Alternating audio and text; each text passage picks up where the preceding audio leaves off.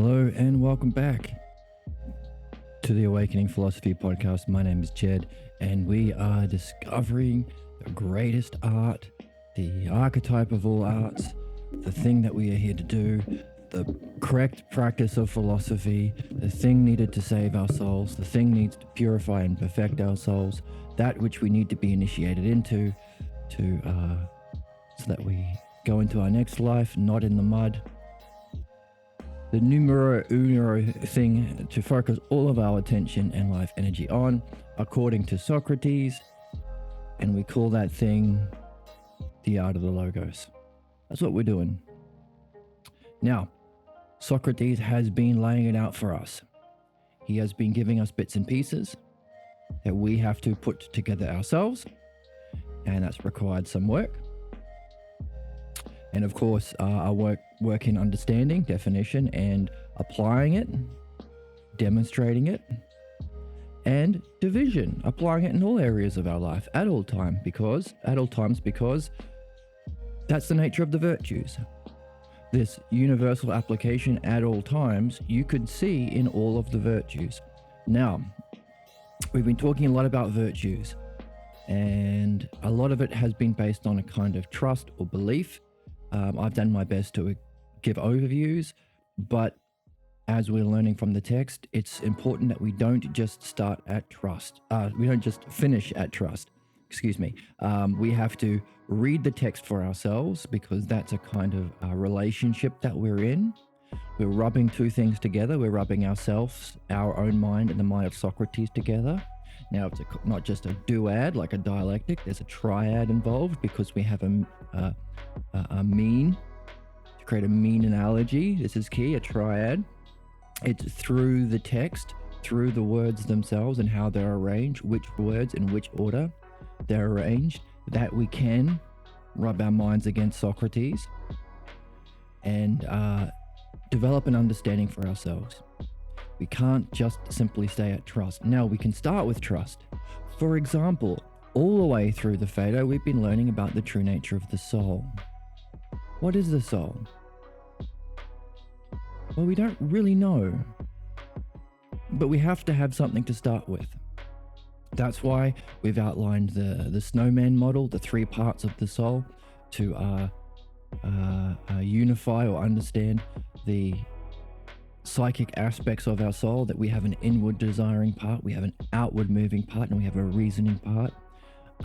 Now, it might be that the soul is a kind of reflection into a three-dimensional world of becoming that doesn't have a real existence. It's a reflection of that which is real. It might be there is only one soul.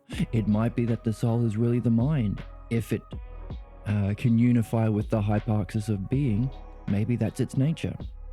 We don't know yet, but we have to start from somewhere.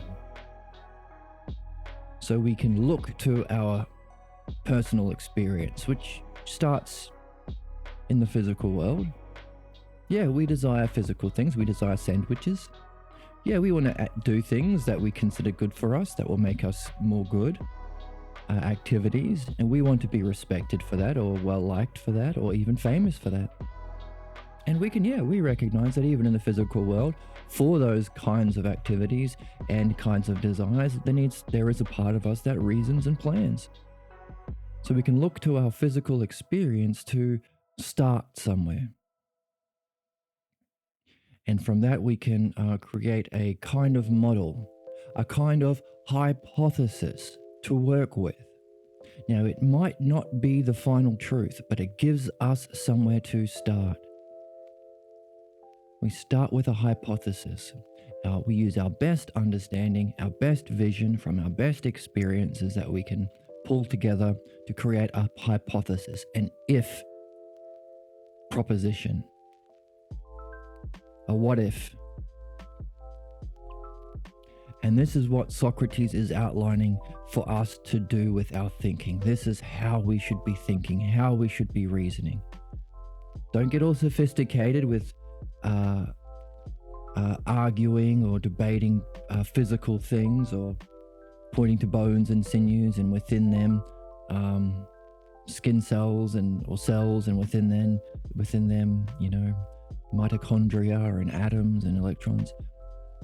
Start with a hypothesis. I mean, you don't have to neglect that, but use your best hypothesis to understand something. Specifically, understand the cause of something. What's the cause of your body moving? And push the implications, see what follows. Is it what follows are harmonious with everything else that you're learning and understanding, particularly in the logos? Or is it discordant? And hey, posit more hypotheses. You don't have to do just one. Carry a sack of hypotheses around with you, as we have been doing in our learning. See which one most satisfies you, best explains things. And that's what we've been doing with the soul. Ultimately, we want to know the soul, experience it directly, away from the physical senses. What is it that is having physical senses? What is it that has physical experiences? In other words, separating the soul from the body, which is dying, which is also the practice of philosophy, according to Socrates' doctrine. Until we get there, where do we start? We start with a kind of trust. Oh yeah, we have a soul. Just like we have to trust that the beings exist, that there is a realm of being, there is such a thing as beauty itself, and so on. You have to start from there, otherwise there's nowhere to go. You can't start with the conclusion as though you know that there is no such thing as being. That's irrational, because you don't know what it is yet. So you have to posit that it exists until you can see whether or not it does. And of course, it needs to be verified. That's a standard. So we start with a trust. And we've had a trust in the snowman argument. Just like you've been following a kind of trust in the virtues. I've been giving an overview of the virtues and how there's a kind of relationship with the three parts of the soul. Not exactly, but enough for it to be a kind of analogy, or a triad that can rub against a triad in our skill trees. Two sets of similar patterns that you can use to better understand the other one. Not the same. Some same, some different. That's likeness needed for analogy. So we started with a kind of trust, but now we're learning how to develop our understanding. Socrates is saying, hey, put it into a hypothesis. Use that trust and use what you're reading, what we're getting from Socrates himself, from our discovery, from our Sherlock Holmes investigation, from our adventurer's quest, from putting the pieces of the text together, pulling out the patterns, pulling out the key terms, things and relationships, and making it into your own hypothesis. This is the step he is explaining was his next step after he realized he couldn't continue to follow or trust the teachers of his time because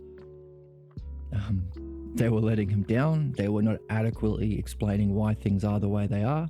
Therefore, they're not able to answer the big questions. Where do we come from? Where are we going? Why are we here? And what should we be doing while we're here? None of these questions can be answered. None of the why questions. Why? So he had to develop his own way of thinking, and that's what he's outlining. He's calling it a second search for causes. And that's where we are with the soul. We've got enough to develop our own hypothesis of the soul. If the soul is this, if the soul is snowman, and same with the virtues, if the virtues are this, what follows? And we're learning that structure, that 4-part structure that we had a little bit of a head start because we read the Parmenides first, and the introduction of the Parmenides was a kind of puzzle that we went through ourselves.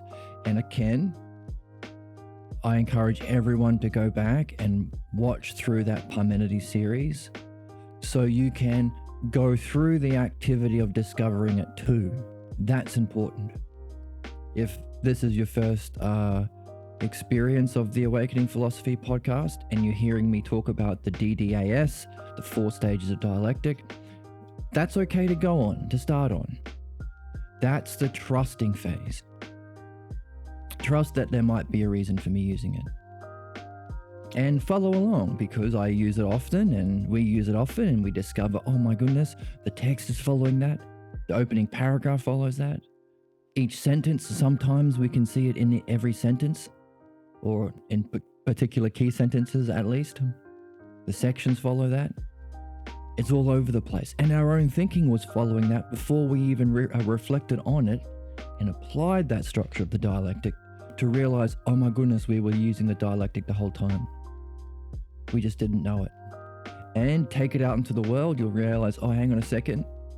The other day, I was doing a business course, and the expert was outlining a way of organizing a certain kind of paragraph in a CV, and oh my goodness, it was following the DDAS format. Not only that, I recognized where the expert kind of missed the mark, and because I had that paradigm, not only could I better understand what she was trying to do, I could understand the problem that she made. If she was open to it, I could have said, hey, this is how you could make it a little bit better. Why? Because I've been learning the dialectic, the archetypal structure for all understanding in the universe. Not just all understanding, everything, because it's the paradigm.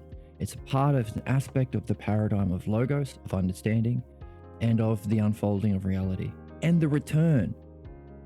We're not just understanding why things are the way they are, but why are we here? In other words, the unfolding and our returning back. We are here to return, to know the self, to develop in a certain kind of way.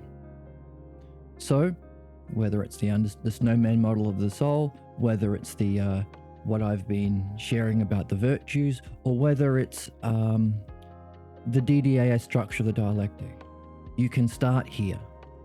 Wherever you are is a good place to start. But that's trust. And Socrates went out of his way to say you can't just trust.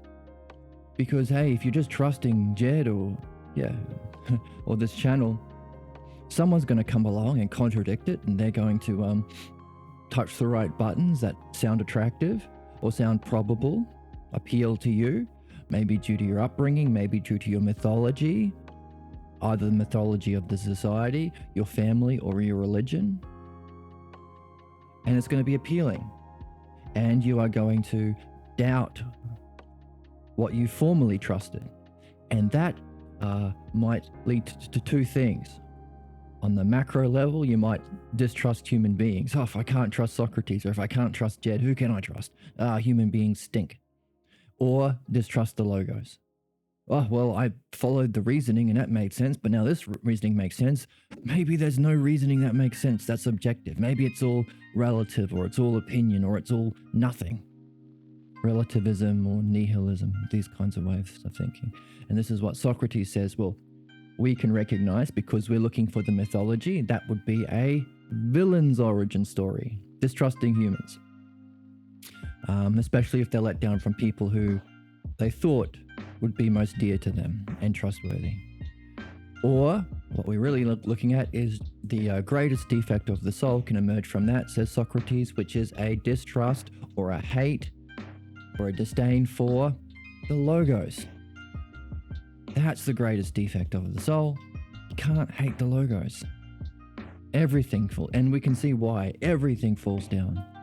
And in particular, you won't be able to reach truth in being, which is what you're here for, which is what you seek, which is what you really want, which is what's needed to purify and perfect, what's what we need to for our learning, what we need to live well and be practicing the art of philosophy properly, and also to die well.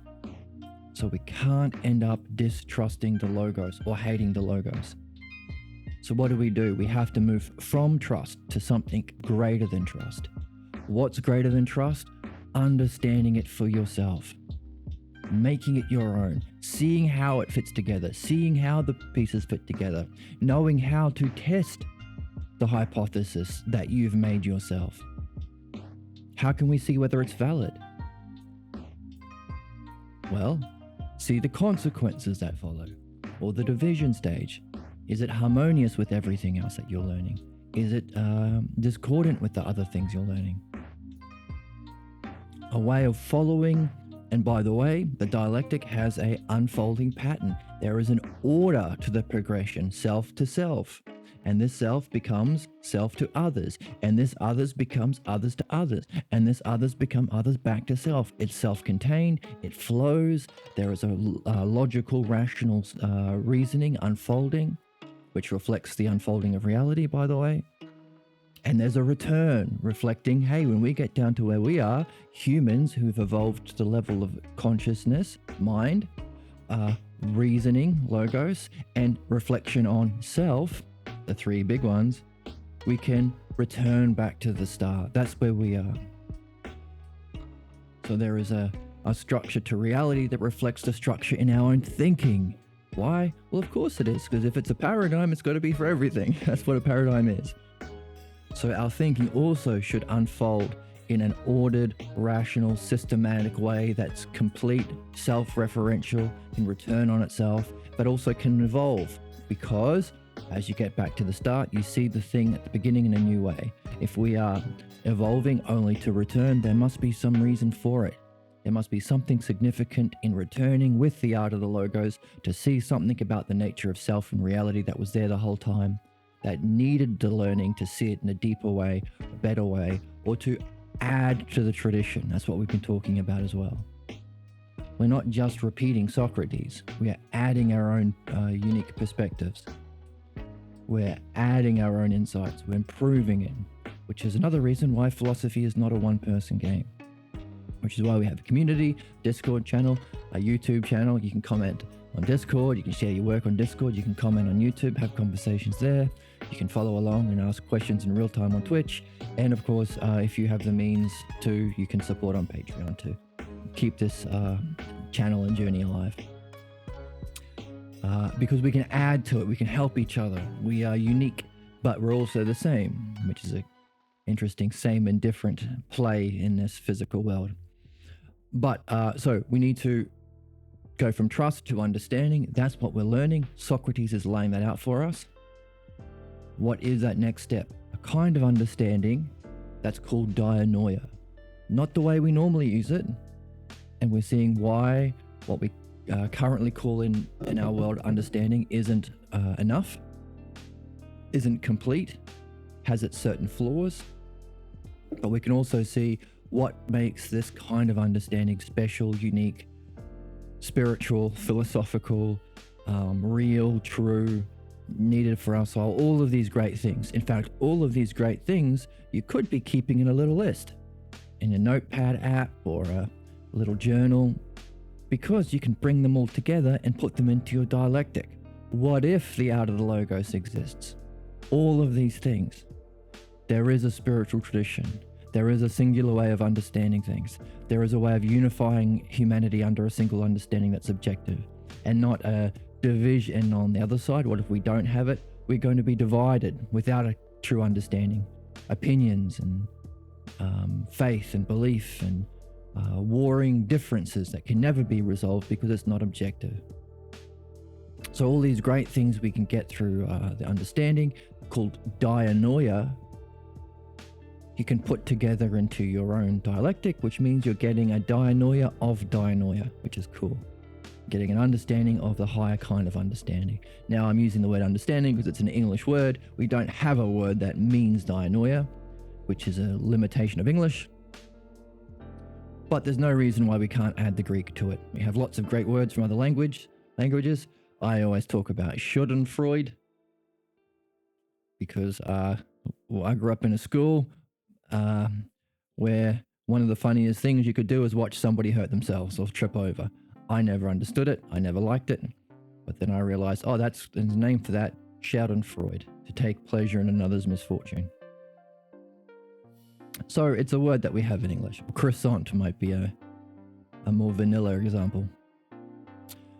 So we need to add dianoia and nous into our language, into our thinking, into our conversation. But in another way, we have to do our best to maybe include the English as well, because we don't want to gatekeep. Yes, we have to develop a kind of language to play this game, but yes, we want to include everybody in it because we're all seeking this. In fact, one of the causes for the problems we are in, and one of the causes why philosophy is only now can become reawakened, is because of the lack of the language, because of the Latin tradition lacking the word the. So we couldn't talk about the beauty as a noun or the thing itself. We could only talk about the things which share its name, adjectives, a beautiful thing. And also another reason why this can be a difficult process for people coming to this channel is maybe they studied Plato at school, and the language that was given to the keywords were the great betrayals, giving the word form. That is garbage. Don't use the word form. The word is idea, which means to behold. That's different from a form. Form has the idea of a physical thing.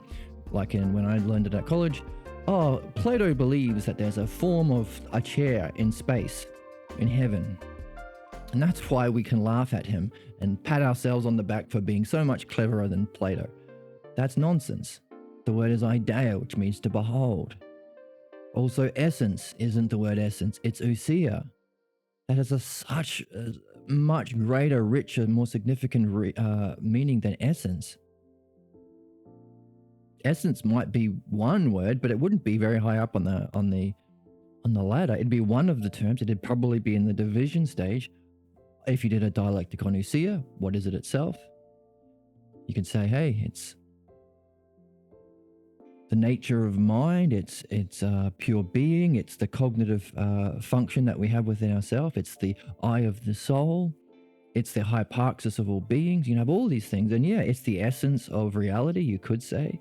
You have to be careful with how you introduce that word essence. But there are many great betrayals of philosophy simply because we're not using the language, or we lack the language in English, which makes sense, because if English is developed from this Latin tradition, which was in opposition to truth, growth, understanding, and development, in order to maintain tyranny through faith, belief in what authority said, and you'd be murdered if you wanted to read for yourself or you carried the book for yourself.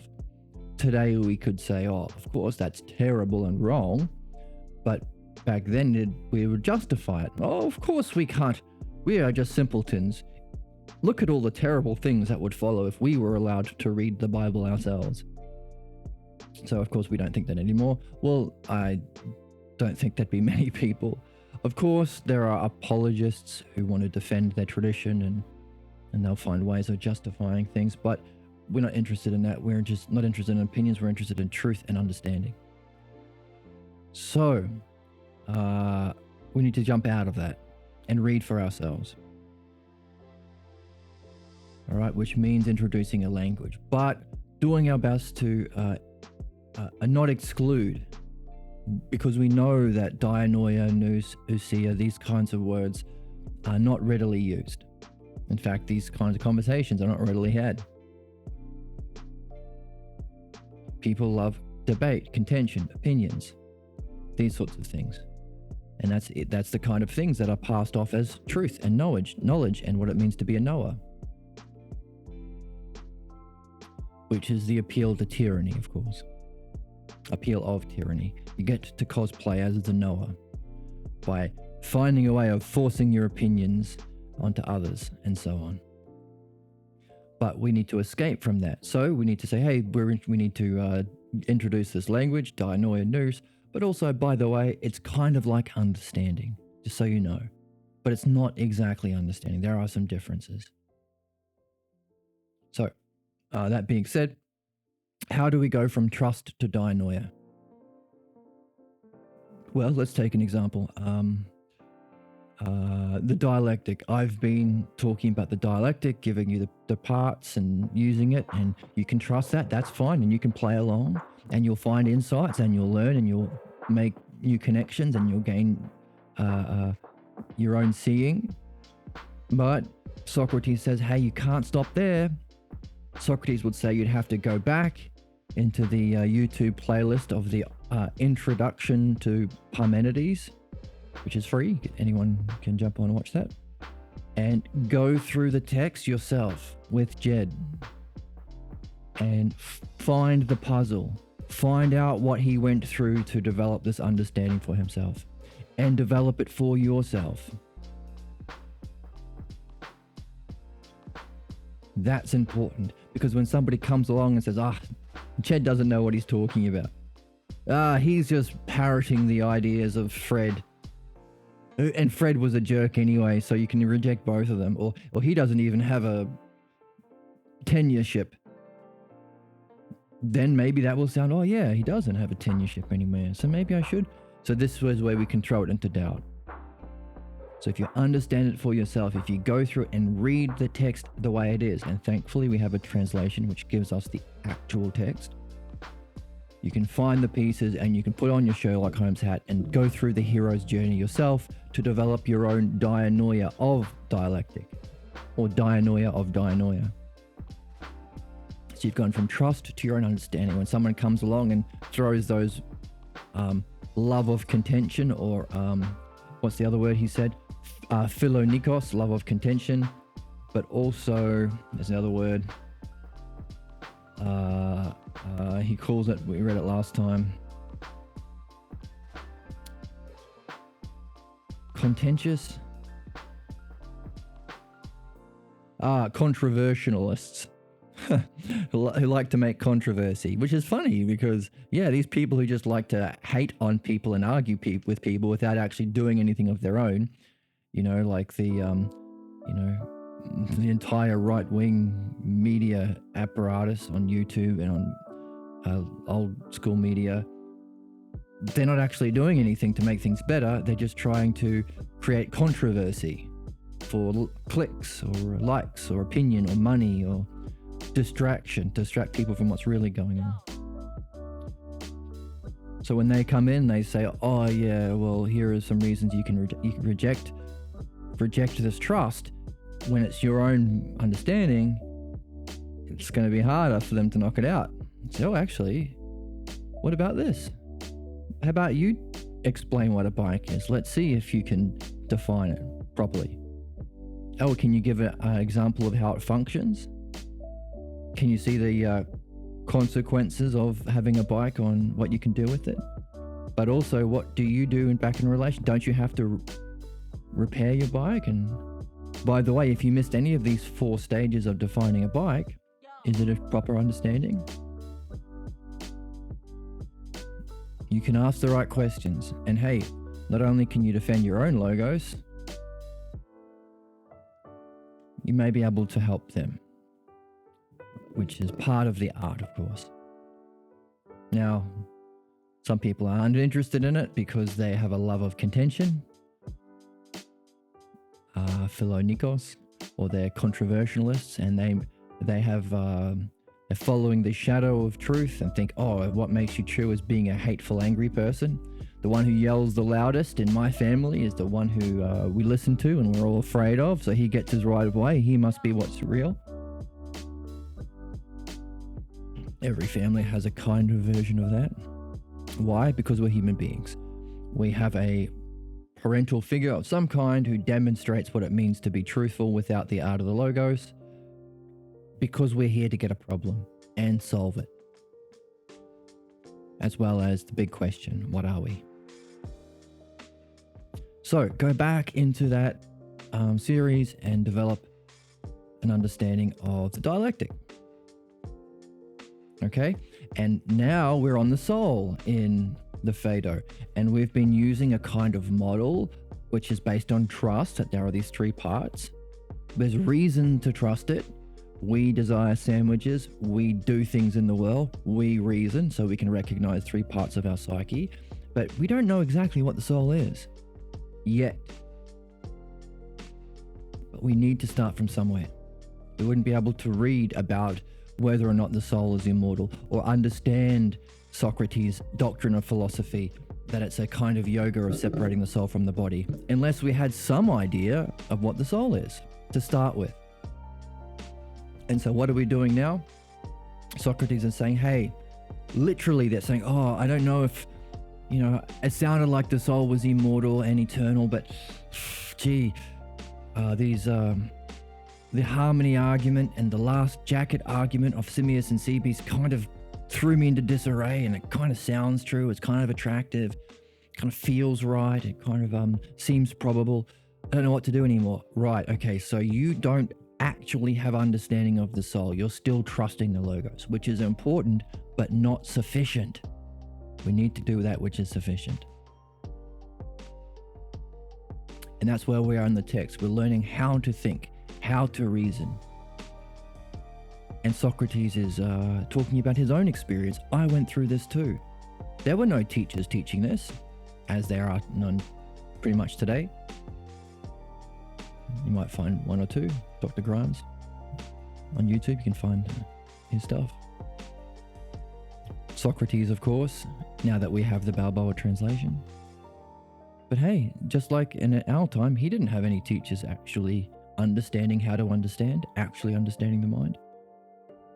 But he's laying it out for us now, giving his own experience and also sharing it with us so we can learn it. So we're going from trusting in the soul and its immortality, because we trusted in the arguments. The 4 arguments he outlined did make sense. And also the 5th one, which was a rebuttal of it's a byproduct of our body. But now this you don't outlive your last jacket idea, Socrates is saying, okay, so it's smart to fear death because you fear losing the self. Which is interesting because he said, by the way, if we just lost our soul, I wouldn't be too worried because I'd be losing my ignorance from self. He didn't say, hey, if you lose the soul, you'd lose the self. That's not possible. Which is a big question. Why is it not possible to lose self? But he's saying, hey, the soul is immortal, does go through reincarnations. And he says, okay, so we need to prove that the soul is immortal and indestructible. The soul isn't worn down by the suffering of human experience. But you can't just believe this anymore. I'm going to give you my experience and I want you to pull out the key parts. And by the way, before I do that, I'm going to outline a model of thinking. That's what we went through last time. Develop a hypothesis using your loftiest vision. Examine the consequences that follow. See if they're concordant or discordant. Hypothesize other hypotheses. See which comes to light best out of all of them. See if it's sufficient. Don't mix the dry with the wet. Stay focused on the category you're in and the causes. Don't get sidetracked or distracted by their effects. Don't, just as the lovers of fighting and debate want you to do. They'll muddy the waters. Because that's how you get to real beings. And we can recognize, actually, these are the stages that we've been following as a kind of trust, unless you've gone through the opening of the Parmenides on this channel, in which case it might not just be trust. Your understanding might allow you to recognize, oh, he's kind of defining the parts of the dialectic for us. In fact, he might be adding to my understanding. So, hey, I went through the opening and I've got an understanding because I puzzled it through, I reasoned it through, I went on the adventure and I made it my own. But hey, now I'm reading this one, I'm adding to that understanding. I'm seeing more connections. I'm seeing how Socrates applied it in his own life. I'm seeing how I could apply it in my own life. So you can add to your understanding. Understanding is infinite. You can always make new connections. Knowledge isn't infinite, of course. I mean, in one way it is, but there is a goal, there is a final, there is a experience of knowledge. But understanding, you can always develop. That's the spiraling upwards through understanding. So that's a dialectic. And we're doing that for the soul. So it's in the same text. We started with a kind of trust in the soul. And now we're developing an understanding of the soul. Just like with the dialectic, if you're just in this one, you're using a trust in the dialectic, but now we're developing an understanding more by seeing the parts. But I encourage you to go back to the opening of Parmenides and that playlist and develop your own understanding. And the third thing we're talking about is virtues. Now, we don't have a read-along series on YouTube yet where we go through the Republic together and develop a dianoia of the virtues. So we're just using trust. So the way that, useful, it's very useful, because even though it's a trust in, desiring, now it's the art of the logos. So by saying, it's desiring that which our wisdom seeks, that's temperance. Now that was a trust, because we haven't got into the Republic yet. But it kind of was helpful, because when he started talking about the vice version of temperance or sound-mindedness, mastering some desires to be mastered by others, we could make sense of it. Of course, that's not real temperance. Mastering your gambling so you can become a better alcoholic. Because we had the trust that it's, you've got to desire what the highest part of your soul seeks. So it was useful. And it was also useful not only to recognize what it's not, and also understand vices. It's not lacking the virtues, it's the shadow of the virtues. It's not the back and forth of opposites of not knowing it and then learning it. No. Our vices are, you think that being an alcoholic is the best and most real thing. You think that's knowing. You think that's clear. You think that's real. Hey, maybe your dad was an alcoholic and that's what you think it means to be a man. Or maybe your culture says beer is masculine and it's a cultural idea. Maybe your religion puts a higher emphasis on alcohol.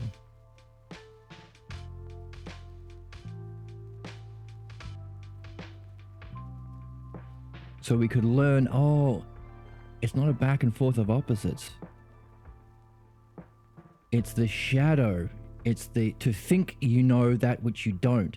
It's a blind loyalty to what you believe is truth, knowledge, real, clear, true. Causing your addiction to that. That's vice. Now these are all things, that's parts that Socrates gave us. He gave us the clue about mistaking it for what's true and clear. Gave us the clue that, he said, don't nail your soul to the body by desiring physical pleasures. He gave us another clue. He had a child, so it's not abstinence or being an ascetic where you denounce all pleasures or you run away and live with the bears in the forest and don't live in the modern world. It's not that.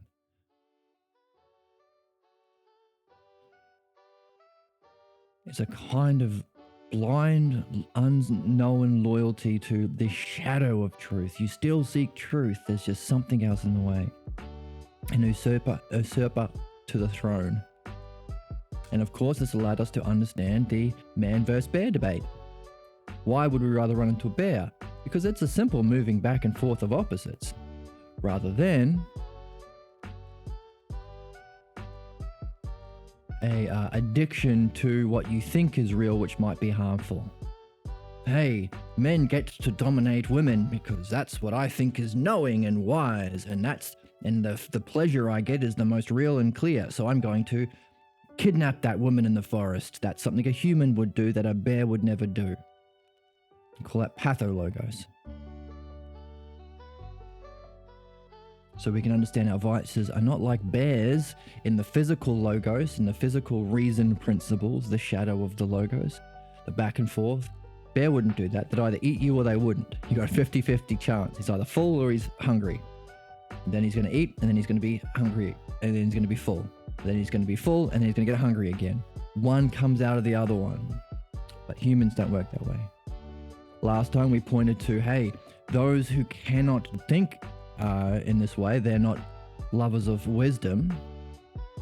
They will use that kind of physical logos to justify playing out the shadow, being a tyrant, enslaving people, having slaves. Oh, it's the physical pecking order of the physical. Don't you see monkeys and lobsters But they're mistaken. They're mistaking what they're really motivated by and the justification of the love of opinions and the sense world. So all of that was from trusting that desiring what reason wants and not desiring those things is virtue. So when Socrates introduced, hey, desiring one pleasure, mastering some pleasures to be mastered by another, that's vice. We could understand it. Not only that, we could perfect, so we could, purify ourselves from our vice, but we could perfect our understanding of virtues, even though we're starting on that trust. Because he gave us the vice version of courage, and we jumped into the Republic to get the vice version of wisdom. So we could go on a hunt, solve a puzzle, and realize what's the same thing about that. Or rather, if you real sound-mindedness and temperance is desiring what the reason wants, what does reason want?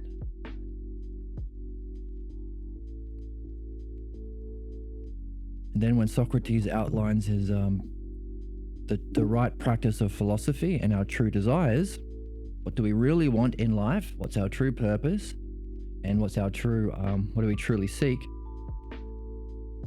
He talks about the logos and dianoia. We can say, oh, hang on a second.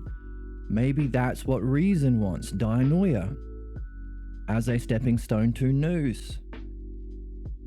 Knowledge, confirming your understanding in direct experience of knowledge. Therefore, what we should desire if we want temperance or sound-mindedness as a virtue must be the logos, or dianoia, or nous. So we're able to play, to recognize the opposite and perfect our understanding of what's true. Simply based on trust. Well, not simply. It helps to have somebody who's gone through those virtues in the Republic to share their experiences. It's not a one-person game. We're here to share. We're here to help each other. I'm looking for someone to share in an adventure, as Gandalf says.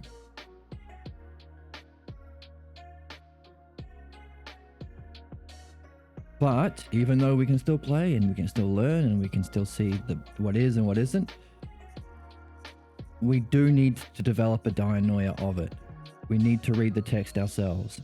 And hopefully use what we've learned from the opening of the Parmenides, use what we're learning now in the Phaedo to more systematically, more efficiently develop that dianoia of the virtues. The same way we're developing dianoia of the art of the logos and applying it to the dianoia of the soul. Now, of course, the dianoia is still a stepping stone to nous, directly experiencing the soul, verifying your understanding in knowledge, in truth. That's one of the things that we desire. And of course,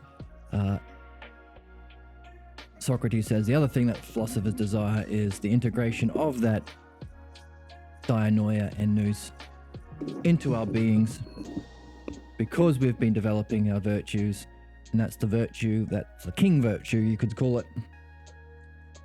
The golden virtue, the golden currency, the golden coin, the currency you trade the other virtues in, that for the sake of which you do those other virtues, phronesis. So, with that said, that means that even if you're just trusting the dianoia, even if you're just trusting the structure of the dialectic, that's fine, keep going. But when you want to jump into the opening of the Parmenides to have it yourself. Even though we're trusting in the soul right now, the snowman model, hopefully we're going to develop an understanding of it today and in this series in our reading. And just as we're using a trust in the virtues, the next read along will probably be on the Republic. So we can go through, thumbs up, and develop that dianoia of the virtues, understand the virtues for ourselves. But in the meantime, it's all right to use trust temporarily. And in fact, you might even have enough to work on right now because of all the extra elements that he's been adding, and because of the things that I've been sharing, to even develop your own hypothesis of what the virtues are. In the text, This is the section we read last time, the last 2 times. Develop a hypothesis that is your loftiest, and follow in a certain kind of way. And we're seeing the ways, self by self. Well, that's a dialectic, isn't it? And see if it's sufficient for you. See if you can come to the cause of the virtues, and see if the consequences that follow are concordant or discordant with the other things we've been reading in the text. So maybe you have enough here for the virtues. So I encourage, hey, why not open up another page in your WordPad or your note app and start putting together bits and pieces from the text for what the virtues could be. But we will go back, we will go into the Republic probably after we finish this, after the Phaedo. So that's a kind of teaser for what's going to come next, but also it's an understanding of this process we're in, going from trust, seeing why we have to trust the logos, but also discover the logos, understand the logos, and ultimately verify that in our direct experience of the logos in Usia.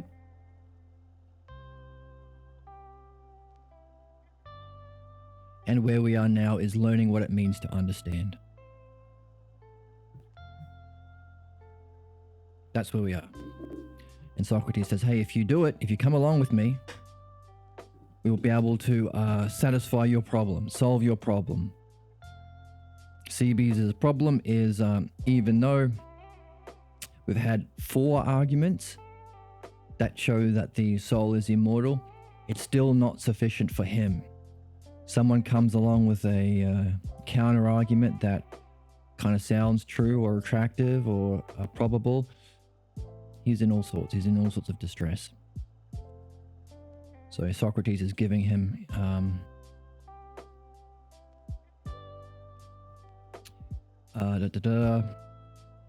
he's going to go through some reasoning that he's going to follow along, and going back to where he starts.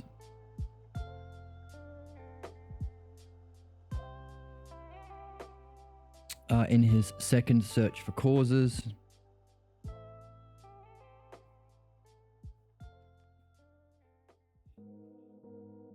and he promises him, hey, if you're willing to go along with me, you will end up seeing that it is that the soul is immortal and indestructible, which should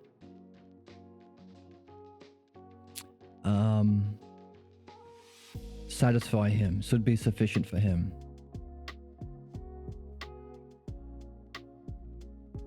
It will demonstrate through the idea of cause,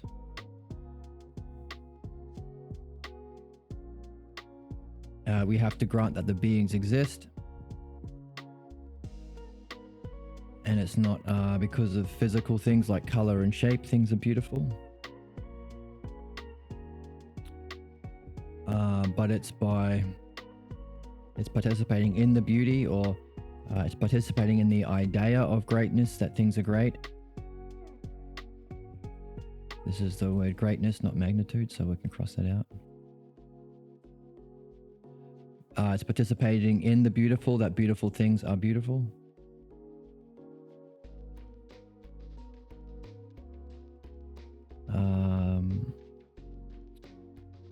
It's by partaking in the characteristic of each usia that each thing participates. This is how we reason that through. Participating in the cells. And by the way, and it's not the back and forth of opposites like the physical world, because it's like opposing magnet poles. It will either withdraw or be destroyed. Greatness itself could never be smallness. Equality itself could never be inequality. Whereas in the physical world, greatness has to come out of smallness. You have to start small, baby, and then become a big tall man. And then you shrink as you get old. and then you die. And then you become a baby again. Up and back and forth. Like the bear. Hungry and then full. Hungry and then full. Doesn't work that way for the Ideias. In fact, for both the Ideias themselves in self-ousia and being, and for those particular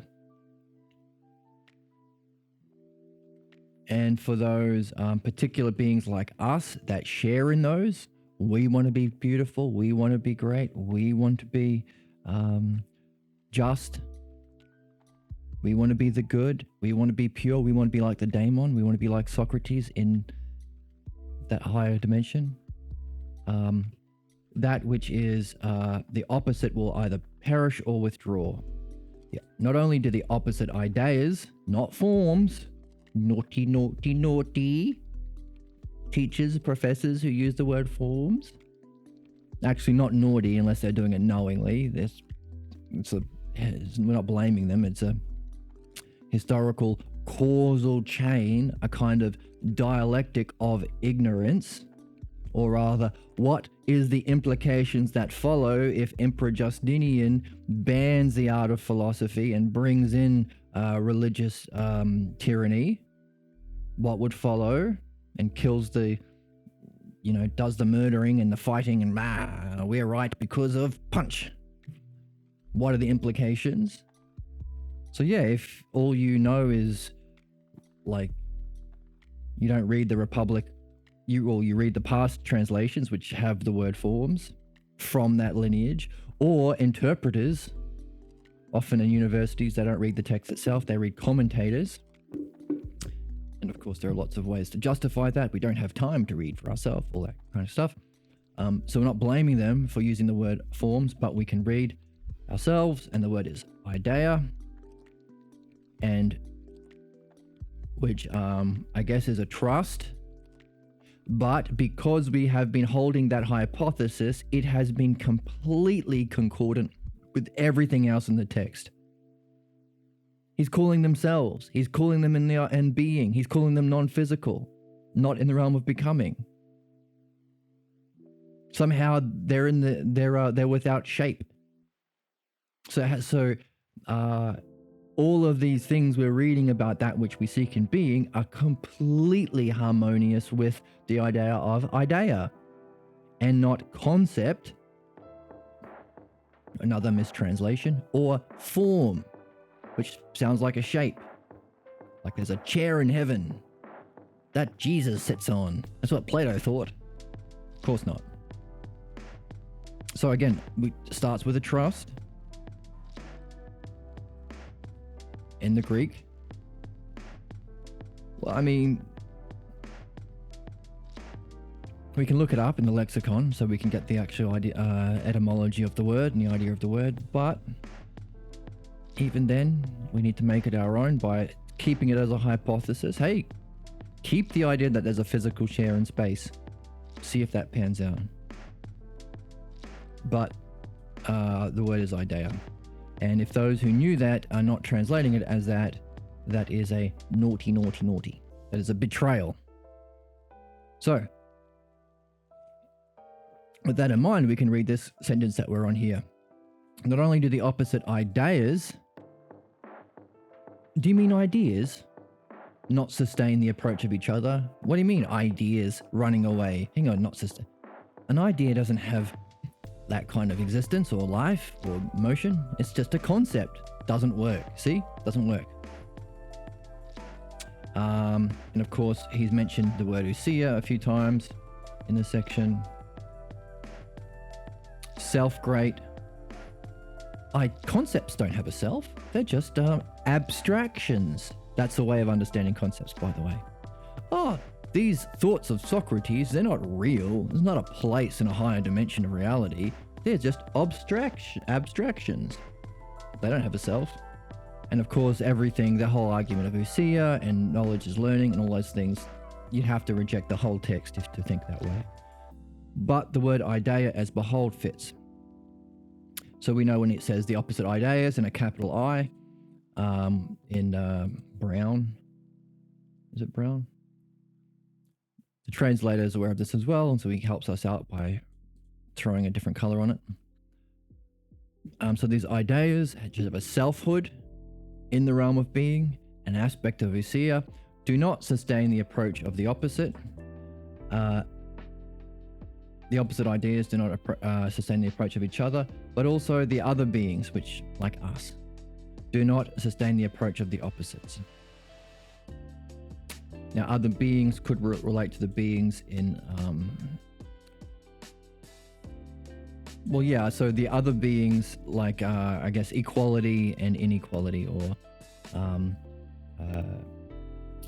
same and different.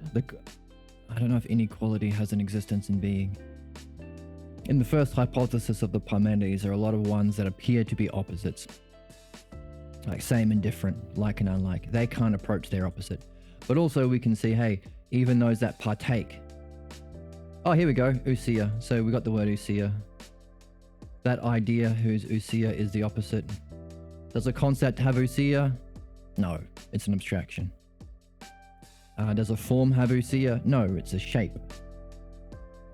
So we know that form or concept doesn't work. So not only did the opposite ideas not sustain the approach of each other, but also the other beings. So, like he said, 3 cannot be even. Will abandon or do anything whatsoever before becoming even.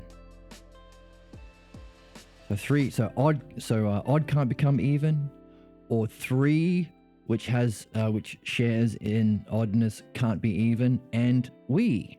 The implication is us. We share in beauty and justice. The closer we are to justice itself, the more injustice withdraws or is destroyed, which is important because we want to be most just in our life and most happy and most beautiful and most good. In fact, everything we do desire we desire it because we think it's good. We desire that good, so we really want the good. So the more we can be like the self-ousia of good, or partake in the idea of good, the more we have what we really want. And what do we desire? Things that are just. In our actions, things that are just. What do you want to do? Just things. Also good things, but just things, true things. So the closer we are to the ousia or idea of truth or justice, the more we're getting what our activities are wanting. And by the way, what do we reason? What do we want to know? The logos. We want to know the paradigm of reality. We want to use that for our thinking. So the paradigm in being and the understandable pattern of it, the logos. And the dialectic. So the closer we are to the logos of being, the more rational we are, the more intelligent we are, the better at planning we are, the more we have what this part of our soul seeks. So every part of our soul, or the psychical aspects within our person, every part of it seeks self-ousia. And that's what he said earlier. Everything seeks a certain kind of self-ousia.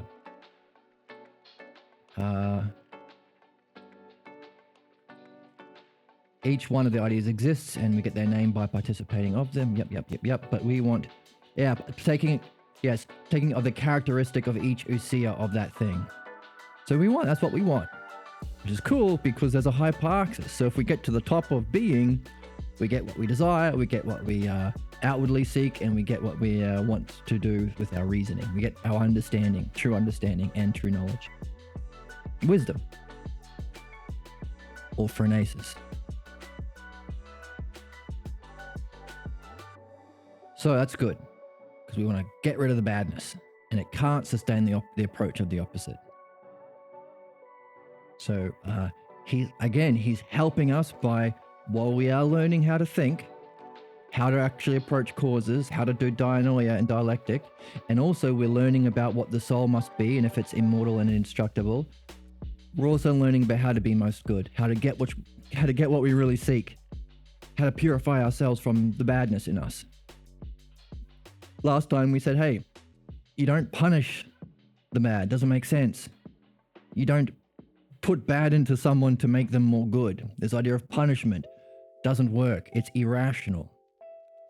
In fact, the more badness, or the more you torture someone or punish someone or make them feel crap about themselves or berate them, the more you push out the goodness, because it will withdraw or be destroyed. Countless experiments have shown that, but we don't need to torture people to prove it through experiments. We can understand why. And in principle, anyone who says, oh no, we must have war, we must have violence, we must have poverty, we must have inequality, we must have prisons. Anytime that comes up, we say, hang on a second, bollocks, baloney, you're wrong. And here is the understanding of why, and you can develop it too. In fact, if you develop the understanding of why that's wrong, you will be made better, and everyone that you have influence over, because you're acting tyrannical. And it's important that you be made better. You're here to learn. In fact, the closer you learn about what we truly seek, the UC is, the more that desire for violence that you justify through this irrational argument that hot is made hot through cold, or cold is made more cold through hot, or people are made good through punishment and suffering, the more that badness and irrationality will withdraw or be destroyed, the more you understand the truth and develop your own understanding, the more just you'll become. And while that happens, we should also have that as a standard. Hey, you can't, like a doctor, well, like that was the famous critique of Mother Teresa. She's portrayed as a saint, but really she was saying, oh, I'm going to not introduce medicine and health for these people because it's through these sick people in these impoverished countries. I'm going to use my power over them to make them suffer because that makes them closer to Jesus. Somehow torturing people brings goodness to them, which is sadistic. Of course, she had a good marketing department. Not a lot of people know that about her, but you can look it up. But we know that's wrong.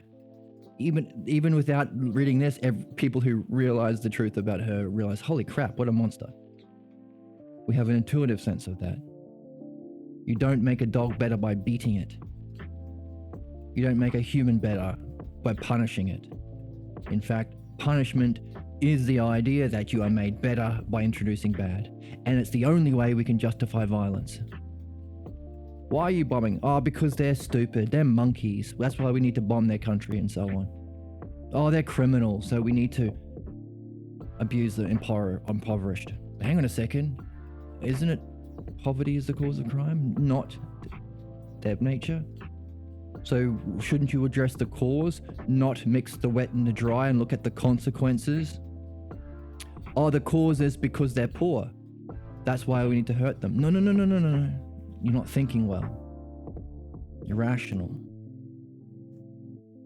The cause. What's the cause? Poverty. Oh, okay. So do you fix wealth inequality and poverty by introducing violence? No. Why do you seek violence then? Because of your problem. You seek tyranny because that's your image of truth, of wisdom. And you know what? Every human being has that. It's not blaming you, but we need to take that art away from you if you have power to abuse people. Just like in medicine. If a doctor is harming his patients, introducing cancer because, well, how can you really appreciate health unless you suffer? Right? How can you appreciate a good meal unless you starved first? How can you appreciate the good without the bad? People think this way. You need the bad to appreciate the good. As soon as a doctor did that, we would take away his medical license. Because you don't make people more healthy by introducing sickness. You introduce that which makes them healthy. And then the more healthiness you introduce, the more the sickness withdraws or is extinguished. Or addressing the cause of the illness and adding health to that, adding what's good to that. Same thing with anything else. That's any kind of mastership without the art, or that should have an art. Spirituality, religion shouldn't really exist because it's belief based. But I mean, we talked about trust being a necessary step before understanding. But the introduction of belief or religion in opposition to understanding was the cause of the Dark Ages and the rejection of the Logos. So, but spirituality in general should have an art. Governance should have an art. Teaching should have an art. You name it. And now we're learning what that art is. And Socrates is saying it's important that we understand the art. The art of all arts, the art of the Logos. So, what are we doing? We're saying, the problems that we face as a society and as an individual is the absence of the art. What follows inside B of the dialectic? What follows if the art of the Logos doesn't exist for you or doesn't exist for society? And Socrates gave us the pieces. War, civil discord, love of contention, love of the body, seeking riches, seeking fame. All of it we'll find in the text. So we can pull out and make it our own by putting it into the dialectical structure, developing our own understanding. Which means what? Well, if for a small people to be tyrannical and enslave the majority, they need to justify violence. How do you justify violence? Punishment. How do you justify punishment? Our people are somehow made good by introducing the bad. What does the Logos say? Nope, that's wrong.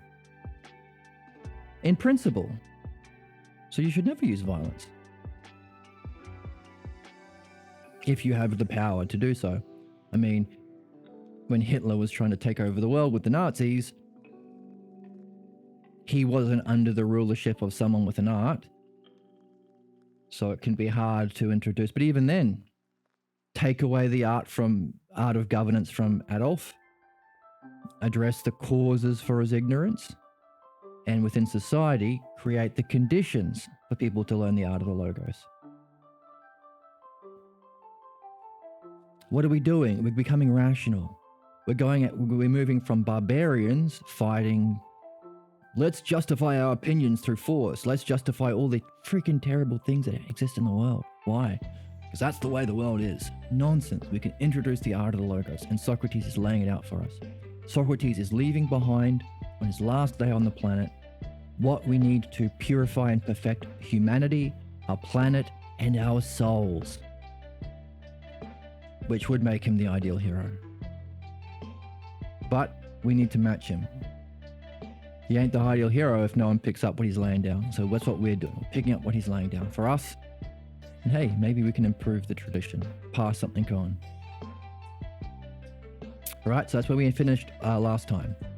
We cannot sustain the approach of the opposites. Therefore, punishment, violence, introducing suffering ain't good for you. We need to know the good, introduce that. It's pretty simple, hey. You want to be just? Learn the nature of the justice itself in the Usia. Introduce that. You want people to be more wise? Understand the nature of wisdom. You want people to be more beautiful? Know the nature of beauty and do what you need to partake in it. That's another question. How do we partake in it? How do we introduce it? This partaking is to make ourselves like it. How do we do it? From trust to dianoia, and dianoia to nous, and nous to integrate the dianoia and nous into our virtues, into our way of being. That's how we do it. All that together would benefit us. What's that called? The model in being, the understanding in dianoia, the structured parts that you can follow, the Logos and dialectic, being able to be applied to you through your virtues to benefit you, all of these elements, art. So now we can also open up our document on art. Do a dialectic on art. All of those, do you see for yourself that all of those things must be necessary for an art? Mythologize it. Use an analogy with medicine. Make a mythology in your art. Does there have to be, let's take medicine, a paradigm of the healthy body, the equivalent to knowledge of being? Does there have to be an understanding that you can develop on it, the equivalent of the skill of the study of medicine? Does there have to be ordered hierarchical stages of levels of health that you can traverse? Terms, Logos, structure, dialectic, to the body, ways of improving yourself, levels of health, from completely dead to Tom Brady or whoever it is. And finally, does it have to be the use of all of that together within your own being, your own knowledge and understanding to benefit the patient? Are all these things needed for art? If so, put it together into your dialectic and develop an artful dianoia of art itself. So what have we got? We've got a document on the dialectic, we've got a document on the soul, we've got a document on the virtues, we've got the document on art. And a document on the art of the logos, what would happen if we had it in society. So we've got at least 5 different documents open that we can keep coming back to, and you know what? They'll never be finished. Why? Because it's not a final thing, understanding. It's a relationship. You can understand it in more and more depth. Every day you'll find something new to add to your understanding. That's what it means to be alive. It's not an end goal. Through time. It's a relationship. Also, it's a stepping stone. It gives you something to reflect on, focus on, enjoy, because you're naturally interested in it. It's naturally meaningful. It naturally has a positive, purifying and perfecting effect on you. It's a natural koan, or focused question, meditation, which means it can jump you into contemplation, which means that the more of those documents you have and the more you add to it, the more you're developing meditation, meaning the more you can jump into being, which is the goal of dianoia, to trigger nous, or purify yourself to be invited by the divine self to nous, to have that experience of nous. So it's good that it doesn't end. In fact, the kind of diminished version of this is a koan, a spiritual question, which is a nonsense question that you can't answer, so that you can keep going back to it, so you can trigger a higher experience. That's what koans are in Buddhism and stuff. Only we don't need it to be fake. It's naturally interesting. It's naturally curious. It naturally benefits us. It will naturally always stay open because we can always see more. It's the natural yoga. In fact, this is why we have the 2 questions, the question of our ignorance and the question of our purpose. 2 kinds of ways that we can open ourselves up to contemplation, which is the movement into nous, which is colloquially called spiritual, or the spiritual experience, or enlightenment. So waking up to a higher dimension of reality, a more real dimension of reality. More real, more true, more unified, more pure, more divine, more of self. Oh, hang on a second. That's a lot of adjectives. I need to open up a document and say, what if being exists? Hey, I got another one. Another potential gateway to jump into being. Good for me. Good for you. This is the funness of the game. That's what we're doing now. So we're going to jump into the text. We're going to learn more about how to do that, how to go from trust to understanding, how to go from the physical world of opinions and becoming to that experience of nous in the realm of being, and how we're going through causes to do that. And also, as an added bonus, Socrates says, and if we get to the end of it, you might see for yourself why the soul is immortal and indestructible, and why you can give up your fear of death. Fear that you're losing the soul when you die. Interesting promise. With that introduction, let's jump into the text. Well, we were reading the text, but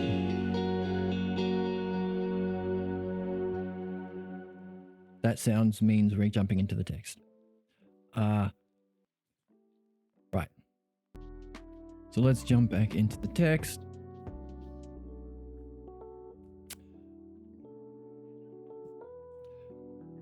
Do you wish then that we define what these are if we are able? Yes, by all means. What? What if what are? Let's see. Take notice then, OCBs. Would they be in the following way? Those which can contain any self must not only maintain the ideal of self, but must also always maintain that of some opposite. Okay? The ideal and its opposite. What do you mean? Just as we were saying just now, for without a doubt,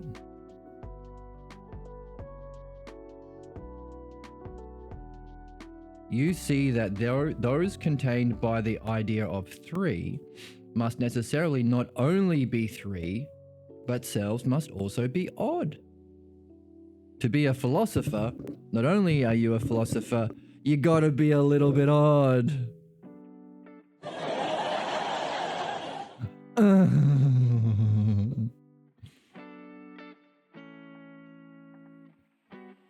Philosophy humor.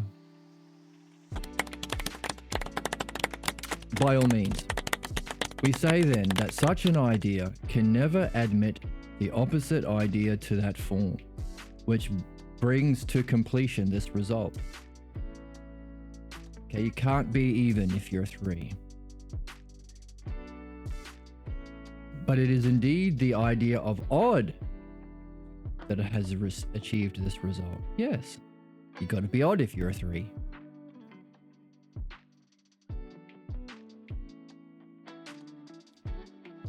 But the opposite to this idea, odd, is the idea of even, of the even.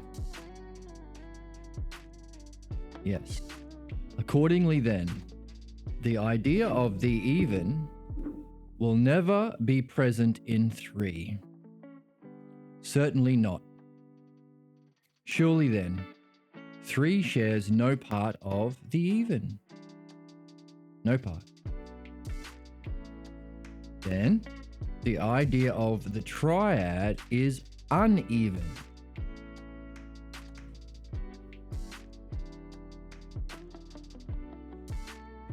Okay, so we're defining it by what it isn't.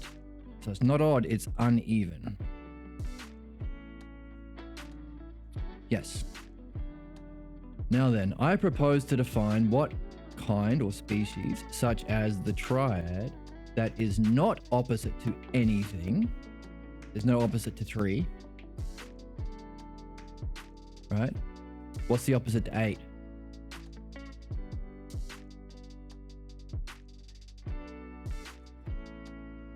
Seven kind of feels like the opposite to 8.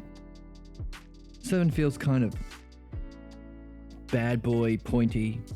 If 7 was a Ninja Turtle, it would be Raphael. If 8 was a Ninja Turtle, he would be Leonardo. Kind of rounded, kind of goody, kind of leader-ish. Very much 8 as Leonardo.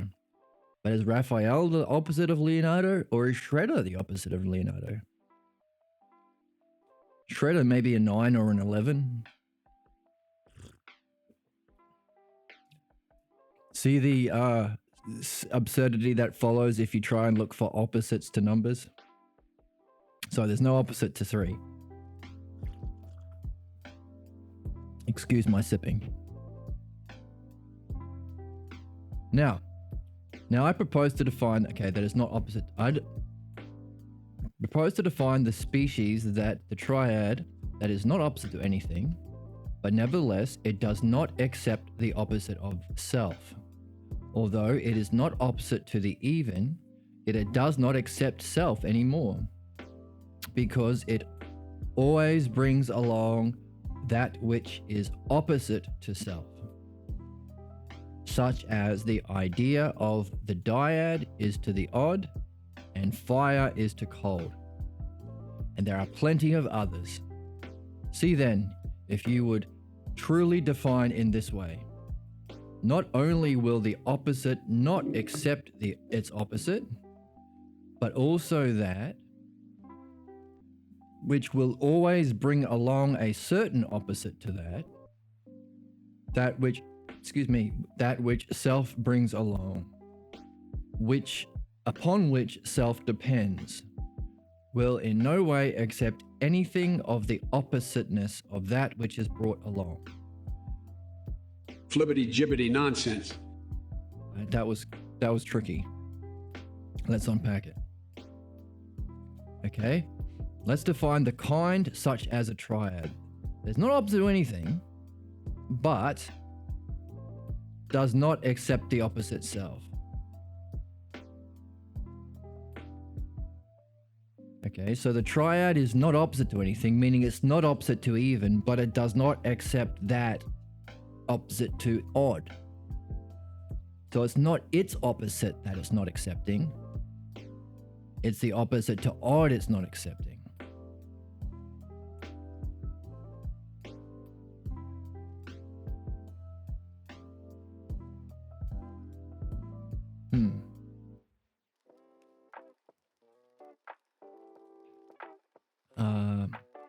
Yet it does not accept even anymore because it's another thing with the word self. You have to kind of piece it together.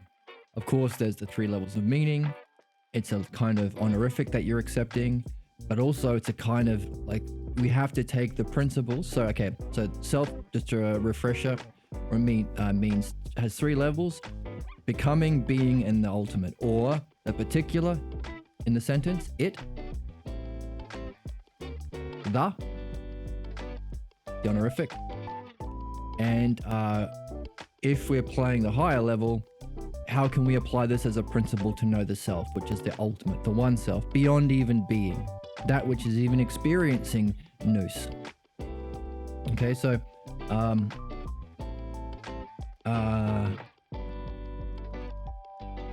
so 3 does not accept it anymore. What's the it? Even. So 3 does not accept even anymore. Okay, first reading, it. Second reading, does not accept the honorific. Oh, even has a kind of selfhood. Does not accept the idea. Does that fit? Yeah, we're talking about participating in the ideas. Third level of reasoning. Can we take number 1 and 2, which is enough to establish a pattern, discern a pattern and apply it to the most meaningful, which is the self. If we seek the one self, is it true that we can't allow or accept the opposite? What's the opposite to the one self? The pathologo self. The false idea of self. Attachment with anything other than the one self. So any diminished view of the self, anything that puts you down. But even the ultimate experience of self, enlightenment, the pure light of being, if you're attached to that, that's not the one self. So you can't have anything that's not it. So to know the ultimate self, which is the highest or third level of reading, we can take these 2, find a principle, see how we could apply it analogically to the one self. That kind of puzzle that you have to discover, that's baked in there, baked into reality, baked into the text, that we have to discover for ourselves, that kind of discerning the principle, applying it analogically to the highest, that's called anagogic. The analogical movement to the highest possible. Anagogic, or upward moving, upward logos.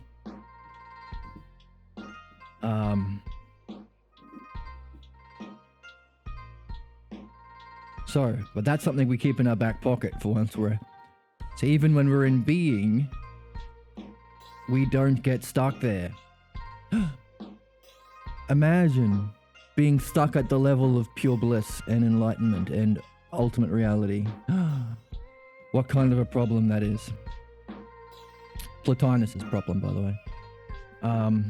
That's... Maybe we'll get into Plotinus later on. But we can take this as a principle because, again, what's the significance of having spiritual experiences through the art of philosophy? Well, maybe there's a significance to returning to ultimate reality, to that which we're remembering with the logos in our back pocket, which is what? To be able to discover puzzles, look for patterns, look for 2 instances of things to establish a principle that you can apply analogically, anagogically. So that even in level of being, maybe you can look around and say, hang on a second, maybe I can look for a hidden puzzle, even in ultimate reality.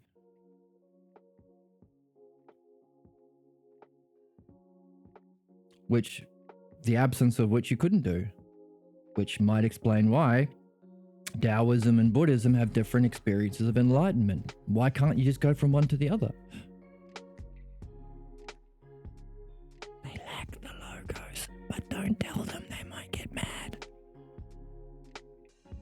Okay, but we're understanding why.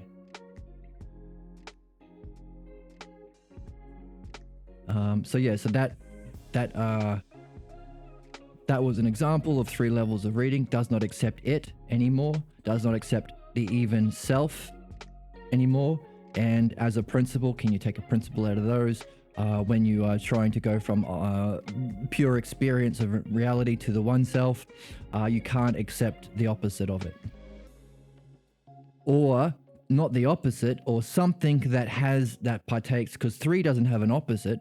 Maybe you could say, well, you can't accept the pathologos, or you can't accept the thing that you partake in. Hey, if the one self is beyond experience, then you can't take with you an experience. It can't be the experience. So just like the triad doesn't have an opposite, but odd does.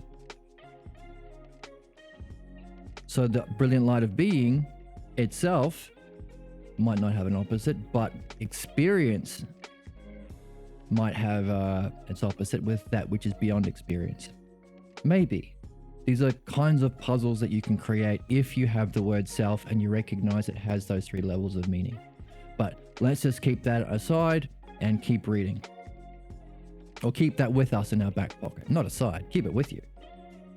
I mean, imagine being able to see 3 levels of reality all at once. Might be nice. Okay. So the kind of species that the triad, okay, there's no opposite to that, but it doesn't accept the even self because it always brings along that which is opposite to itself. Okay, so the it here is the 3. So 3 brings along odd, so it can't accept the even because odd is the opposite of even. Just as the dyad is to the odd. Similar thing with the dyad. Or fire is to cold. Okay? Fire is not, does not have an opposite, but hot has an opposite. So fire can't accept cold because it brings along hot, which is the opposite of cold. And then that principle of not allowing the opposite comes into play. And there are many others, and there are plenty of others. See then if you would truly define it in this way. Not only will the opposite not accept its opposite, but that which always brings along a certain opposite of that. That which self brings along, upon which depends. Okay, 3 depends on it being odd. So it must bring along that which it depends. Fire needs it to be hot, so it needs to bring along that which it depends. So therefore, because it brings along that which it depends, that has an opposite which cannot be together. Therefore, fire brings along that, can't bring along its opposite. That might sound complicated, so let's draw it.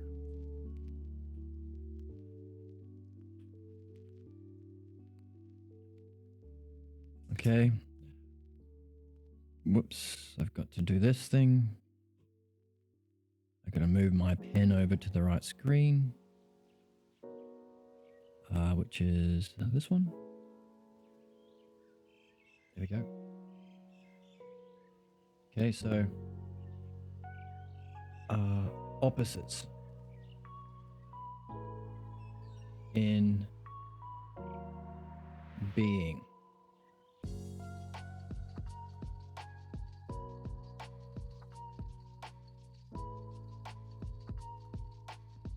Okay, so fire does not have an opposite, but it brings along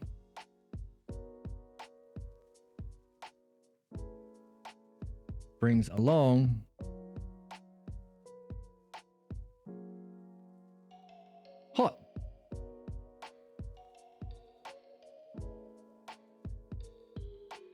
Which does have an opposite.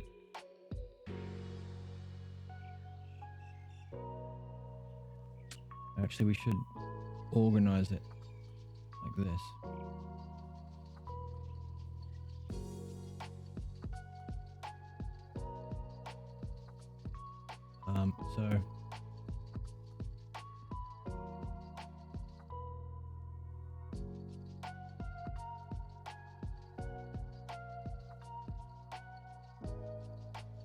So therefore, if fire brings along hot,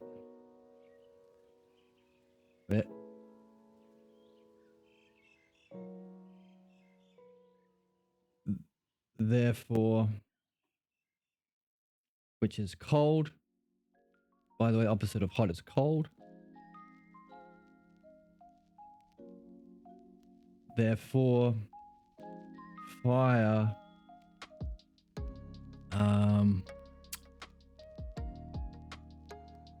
does not accept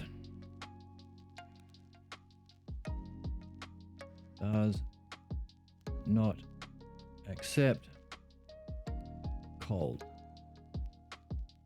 Okay. And we've also have withdraw or destroy.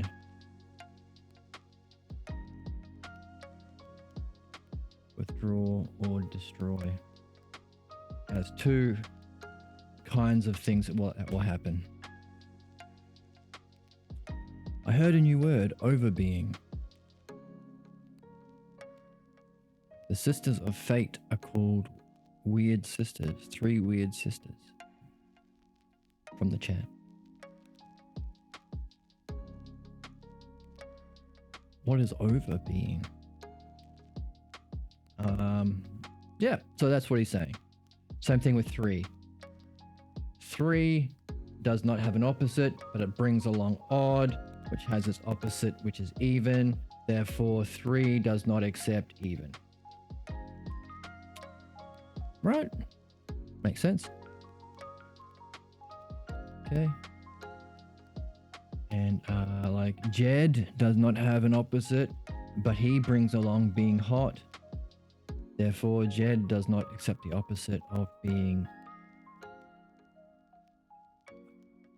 cold. Another philosophical joke there.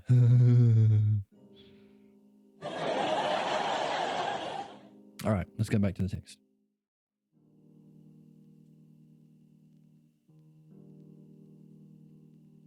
There's plenty of others, okay? Brings along, always brings along. Always brings along that which is opposite to self. And this applies to fire.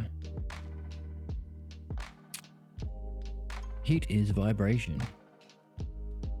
Well, so you're saying vibration is the cause? The cause of heat is vibration.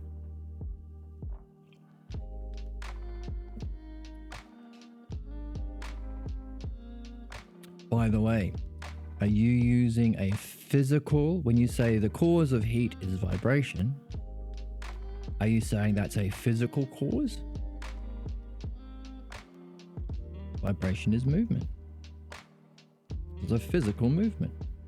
What would, using Socrates' reasoning here, what would Socrates say to that?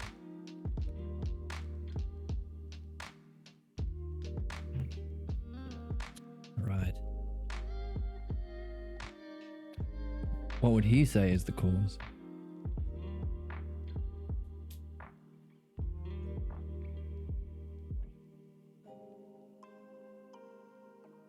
Okay, not only will the opposite not accept the opposite, but also that which it brings along, a certain opposite to that.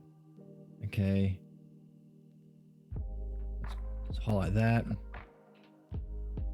as a principle. He'd say the fire goes up. What's the cause of fire to Socrates? Would he say it's physical vibration?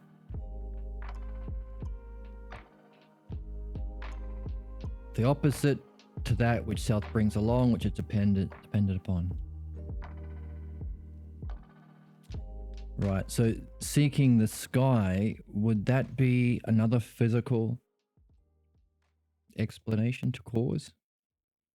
What's Socrates saying is the cause of things in our physical world? But refresh my memory, for it is no worse for hearing often. 5 does not accept the idea of even.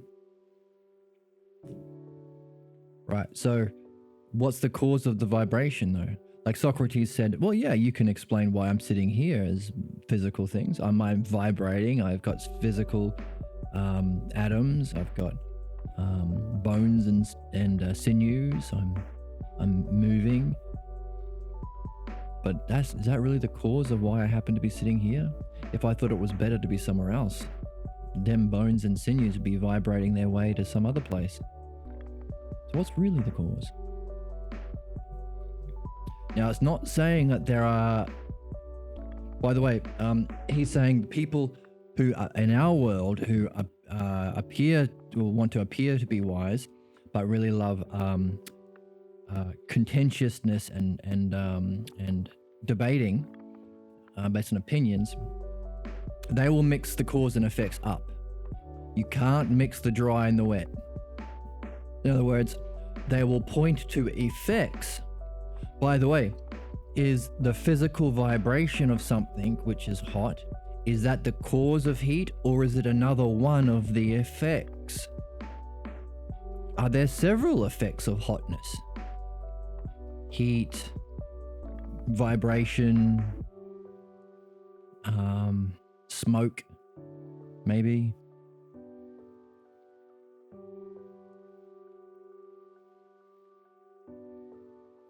So this is what he said earlier. Don't mix the dry and the wet. Let's go back to it.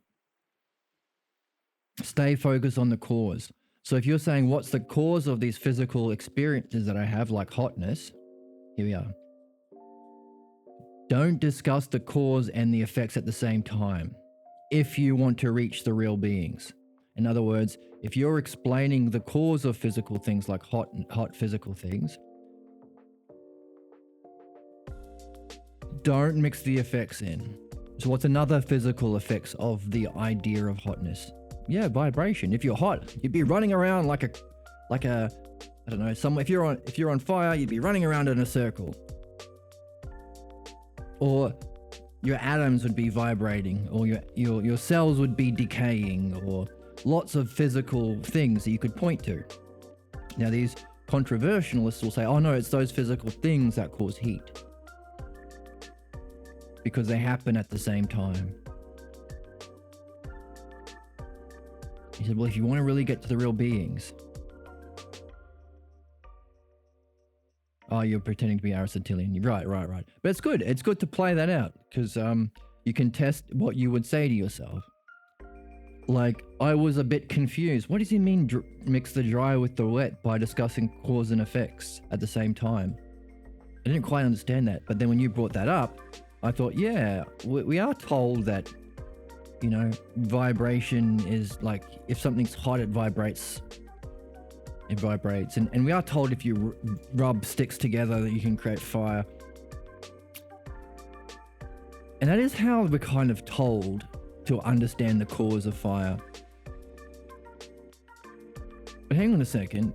If we use Socrates' hypothesis and say it's the idea that's the actual cause of the physical effects in that fourth dimension, then how would we understand what we normally call causes? Oh, that would also be an effect, right? If there was an idea of heat, it would cause things to be hot. It would cause things to vibrate. It would cause molecules to do whatever they do at the molecular level. It would cause a lot of physical effects. And in fact, that helped me to understand this question, this point he's making here. Don't mix cause and effects at the same time. Like, of course, why would you do that? Oh, there are many physical effects. And people who are the controversialists, or those that love fighting or love opinions, philonikos or philodoxia, that's what they do. They'll throw in a whole bunch of effects. So it was great that you shared that question and that thought experiment, because that's what he's saying. That's how we should think. We should hypothesize using our loftiest understanding. If that's what you know, it's where you start. see the consequences that follow, and hypothesize another hypothesis in turn. Do both. If you're given an option of two, take both. Let's do Socrates 1, 2. Let's see which one works out best. That one kind of worked out, but there were some things that were a bit discordant. Socrates was a bit unusual, but seems to the consequences that follow are more concordant with what we're after, seeking the ultimate cause and in real beings. So it was he's doing what we want to do. Take both. See what follows. In fact, we've got a whole sack of questions and a whole sack of ifs. This is one of our ways of defining what a philosopher is.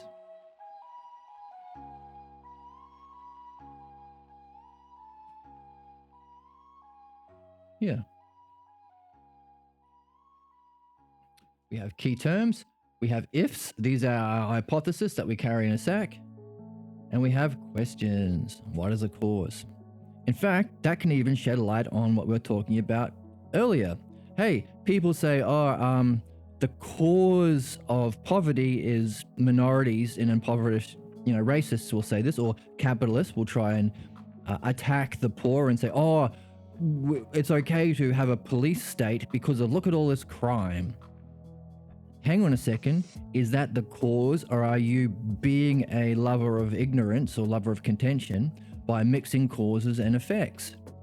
Is poverty the effect of capitalism and wealth inequality? Or rather, is crime another effect of poverty?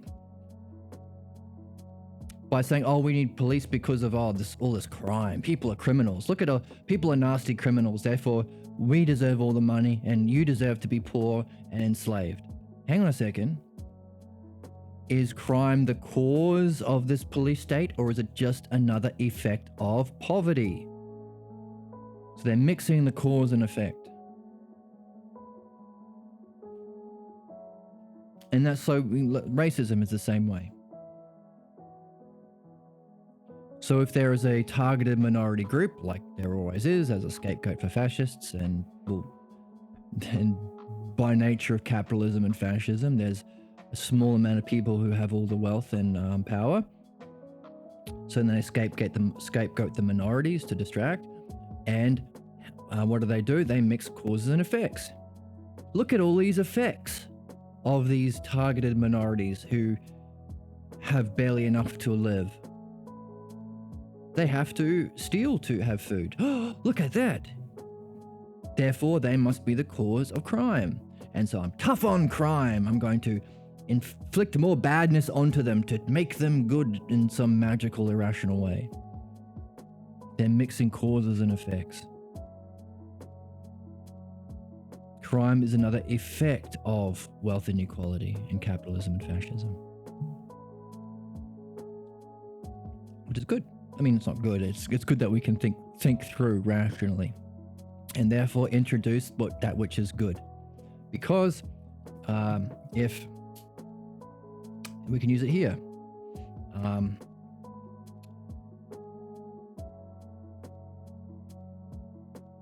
okay, crime doesn't have its opposite, but how will we say it here?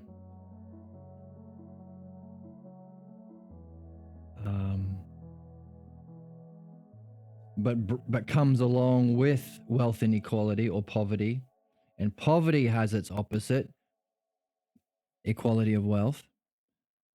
Therefore, crime does not accept equality of wealth. As soon as we start introducing the opposite, wealth equality, then crime will withdraw and ultimately be destroyed. Makes sense, right? It's what we want to do. Don't we want to reduce crime or destroy crime?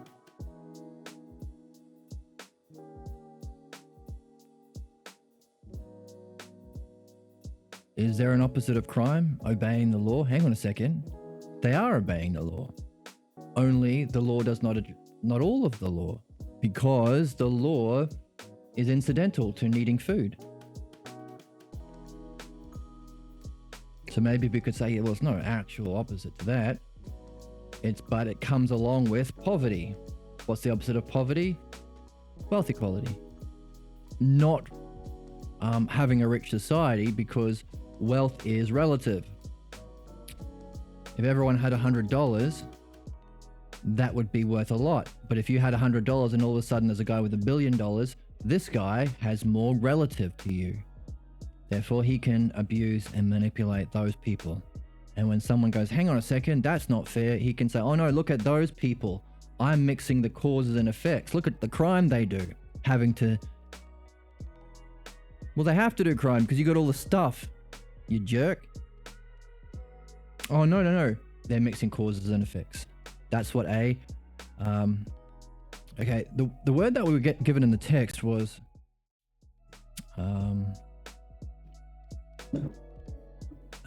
what did he call it? Controversialist. So let's see if there's a better word, because I'm not really digging that word myself.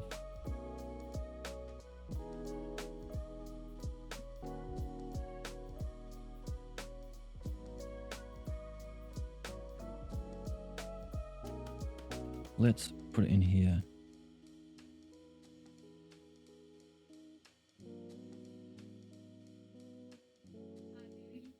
Antilogikoi. Antilogiki.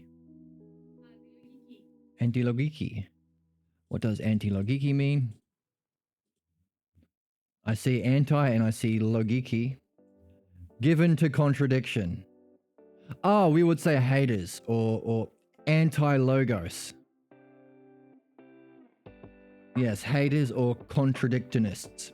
Literally, I saw one channel I like is RM Brown's channel, and today he has a Charlie check. There's a philosopher, not really, a fascist on YouTube called Charlie Kirk, and one of his gimmicks is to say, "Prove me wrong." And of course, he's not actually interested in learning. It's just a gimmick to get views. But he is this. Anti-logos. He just contradicts everything. Anyone that tries to address the problems of the world, he will just contradict it. And then he'll get guests on who will contradict him, and then he will contradict himself. He's a lover of contradictions. And given to contradictions or disputations, haters or anti-logos. Yes. Arguing from contradictories. Today we will call them haters.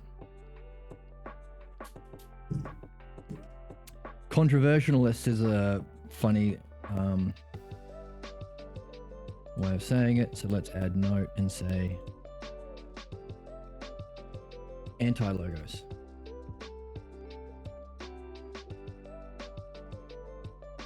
Anti-logos or contradictorist or hater. Hater is what we call them today. Logos is a self-contained thing. We're talking as a logos between us and others, if they watched, could pick out logos and talk about it. Sure. Like a bag of puzzles. Wow. Add that to your question, what is the logos? Pull up your document, what is the logos? If it is and if it isn't. Throw in bag of puzzles, that's a good one.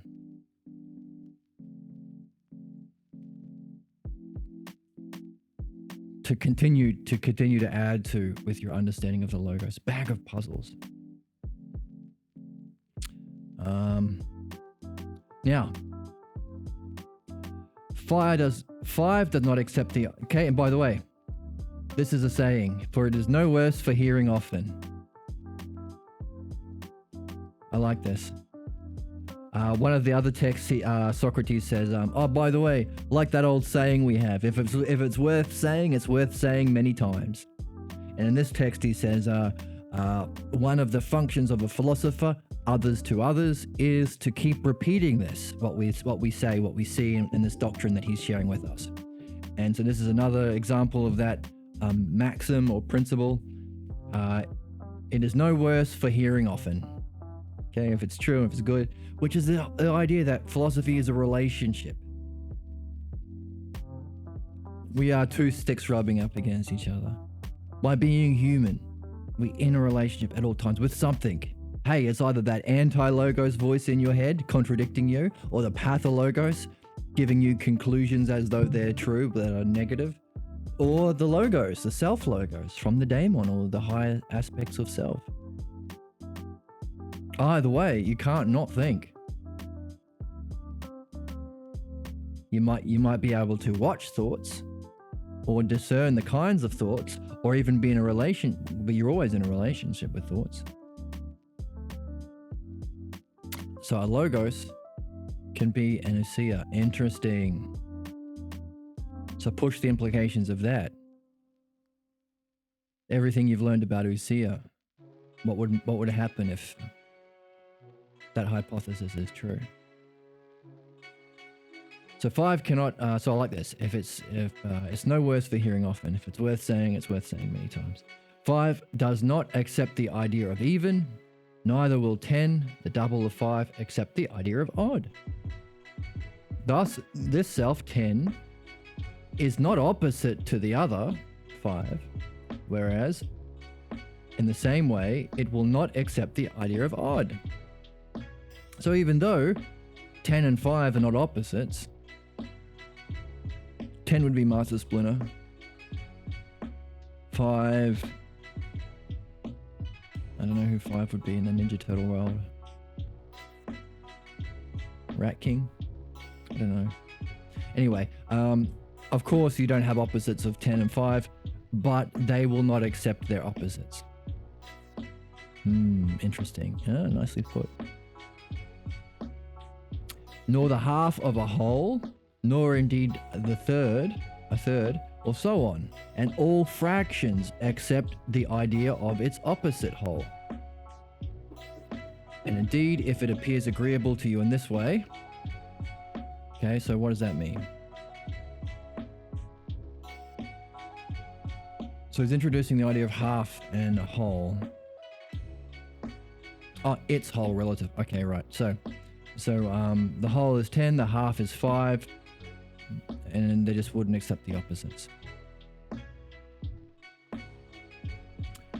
This appears agreeable, and I follow you, says CBs. Surely then, tell me again from the beginning, and you should not answer to me that which I ask, but imitate what I do. Interesting. So he's saying, hey, imitate me.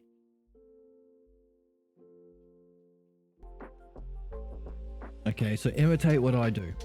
I say that beyond the safe answer, which was spoken of at first, I now see another safe answer arise from the logos we have spoken. For if you were to ask me, when coming to be in a body, what makes it hot? My reply to you would be that safe, unenlightened answer, that which is hotness. But our logos now provides a more elegant one, that which is fire. Now, nor would I say, if you would ask me, what is that coming to be in a body which makes it sick? I would not say that which is sickness, but that which is fever. Nor, if I asked what is that in number, which will make it odd, I will not say that which is oddness, but that which is the monad. And so also with the others. Therefore, see if you already sufficiently perceive that which I desire. Now, we've got another level going on here. Before we said, okay, what makes something hot? Hotness. That was safe. It's kind of definitional, especially if you accept being to exist. But now we have a more elegant one. We're pulling in a third term that brings along hotness. Fire. So what makes your body hot? The fire does. On one level, hotness does, but on a second level, the thing that brings it in is fire. So if someone says, oh, are you hot? Yeah, what's making you hot? Hotness? Yeah, no doy. No doy. What in the heck are we talking about here? Of course. That's pretty unenlightened answer. Of course hotness is making you hot. But what's causing it right now? Oh, the fire. I'm sitting too close to the fire. Why? Because fire brings with it. It participates in hotness. So now we have a more elegant answer. But interesting, they're both right.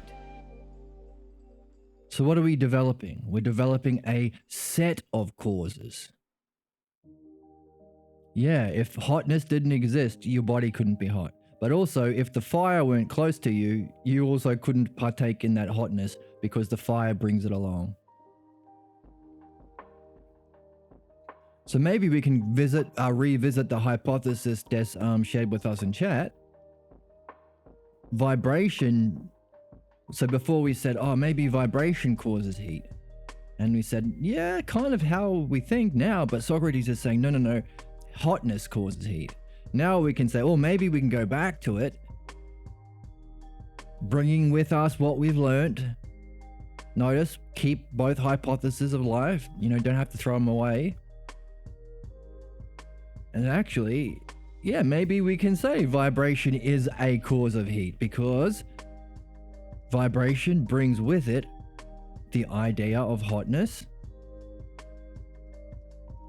Therefore, we can bring a more elegant answer. What's the cause of heat? Vibration. Why? Because it participates in or brings with it hotness.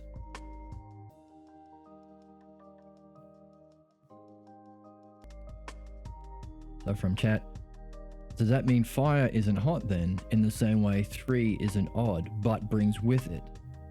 Interesting. That's what it sounds like. Let's keep reading. So we have a more elegant one.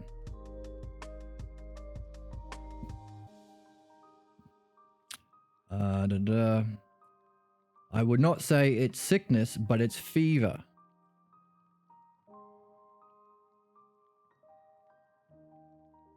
But also this idea of monad.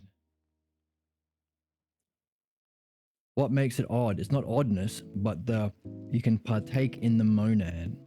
Interesting. So that's a puzzle. Don't quite understand monad yet. So I'm taking how is monad related to oddness as one of the questions that's in my question set.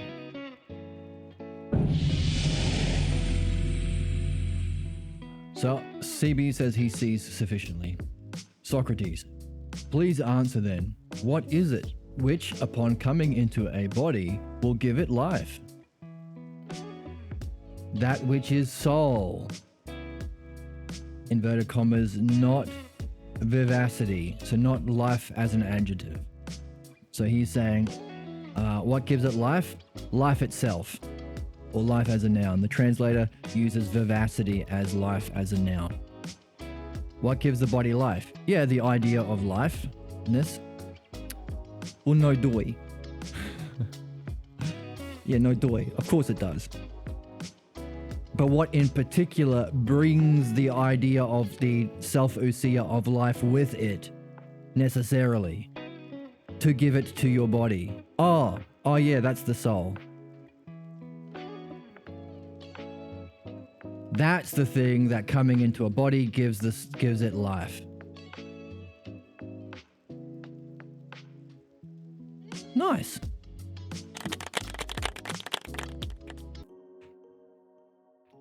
Okay, so Socrates, is it not true then that this has to be in this way? Okay, so our translator has given us a little analogy here. Monad is to odd, like soul is to life. Okay, the monad seems to be something that brings with it oddness. just like the soul is that which brings with it lifeness.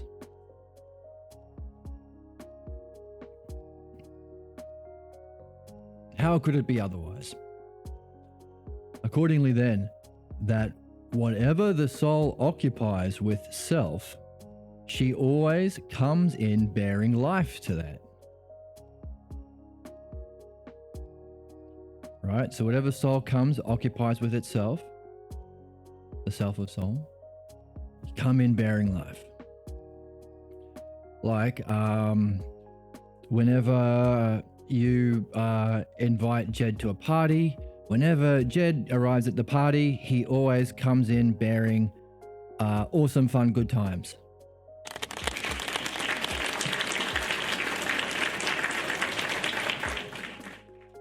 Everybody knows that. That's why I get invited to so many parties. Confetti.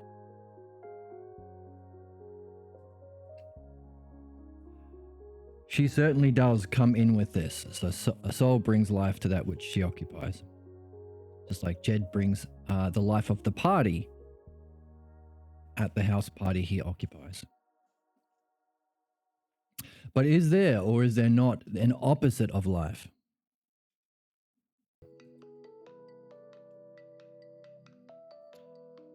What's the opposite to life? There is an opposite. What is it? Death.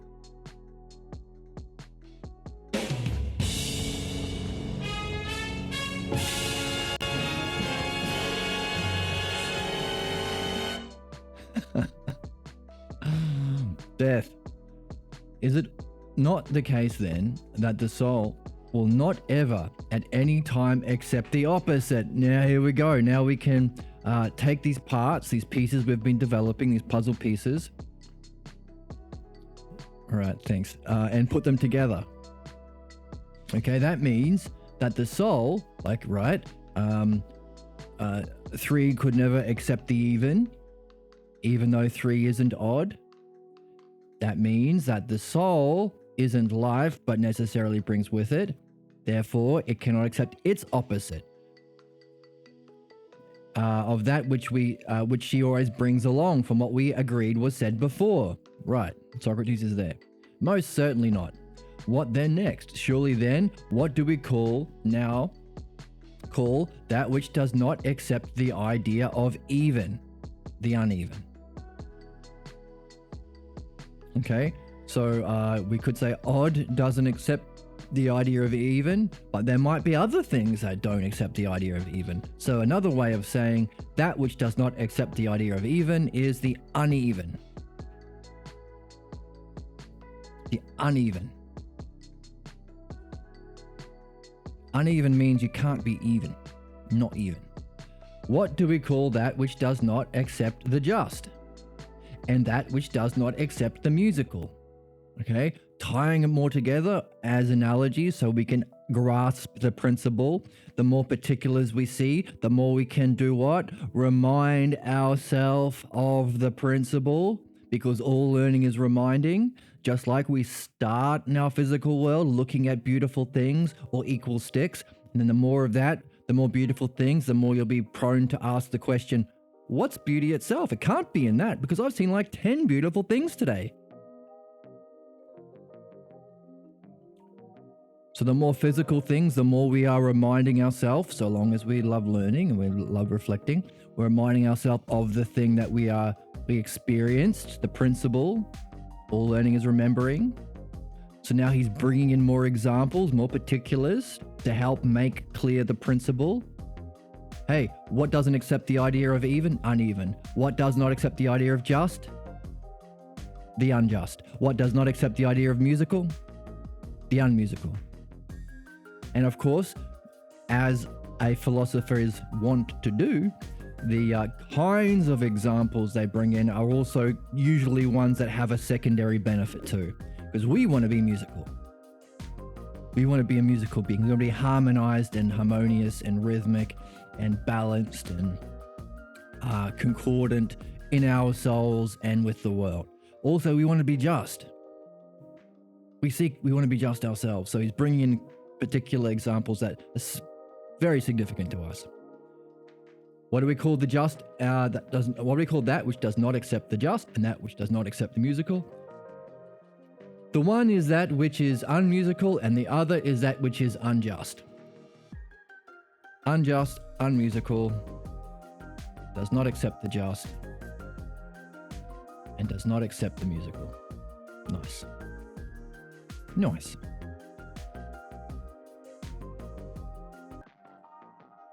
Well said. Then what do we call that which does not admit death? Now we're going from the particulars to our specific question. Does not admit death. What do we call that? What do we call that which does not admit death? That which is immortal.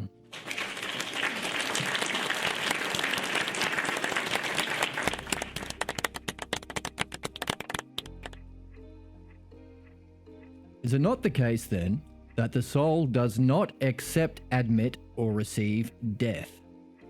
She does not. Accordingly then, the soul is immortal.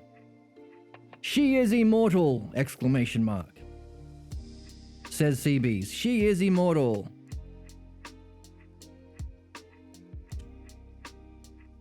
CBs has concluded. Now, our goal is not only for him to conclude, but to follow the reasoning, number one, but also to understand the reasoning process to develop for himself the art.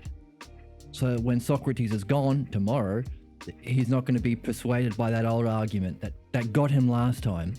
You don't outlive the last jacket. The soul isn't immortal. It gets worn down to eventually the last life is its last life. The last jacket is its last jacket, even though you've outlived many jackets in your life, even though you've had many lifetimes or outlived many versions of your body.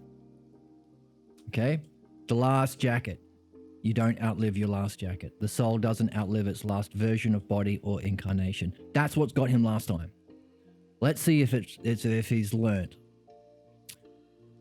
Cebes is now saying she is immortal and had exclamation mark. He says, Wow. Wow. Wow! well said, says Socrates. Shall we say that this has certainly been proven? Or how does it appear to you? It is also indeed most sufficiently proven, O Socrates. So we have these two key ideas. One of our questions that we're carrying with us is what should change our mind for us to learn? We don't want to be stubborn and prejudiced. We don't want to be closed-minded and ignorant. So what should change our mind? But we don't want to be manipulated and tossed around in the winds of those who love contradiction, the anti-logos. So sufficiently proven. What next? So those ideas has to be proven and sufficiently so. Doesn't quite give us everything we need to answer that question, but reminds us that we're carrying it. What next, OCBs? If it were necessary, so here's an idea that we can maybe add to our hypothesis of what should change our mind, what should make it sufficiently proven. Maybe some idea of necessity that goes into our hypothesis we're carrying around. Someone in the chat, what if they turn my skin into that leather jacket? Well, yeah, then you'll be immortal. Right? You outlive many jackets, but if they turn your skin, then your soul is immortal because you've become a haunted leather jacket, and they'll make a Nickelodeon series called My Haunted Jacket, in which you give life advice to some kid who wears that jacket and you help him to be cool. He starts off with no friends, and then in the series you teach him how to be cool in the leather jacket. If it were necessary that the uneven be indestructible. I hope you can't hear it. Someone with a leaf blower or something outside my door. I hope you can't hear that. if it were necessary, can you? If it were necessary that the uneven also be indestructible, could it be in any other way than that those that are three are also indestructible? So it's pushing the implications, okay? So the soul is immortal. So we wanted to say immortal and indestructible as well. So he's bringing in that second argument. Because earlier, indestructible.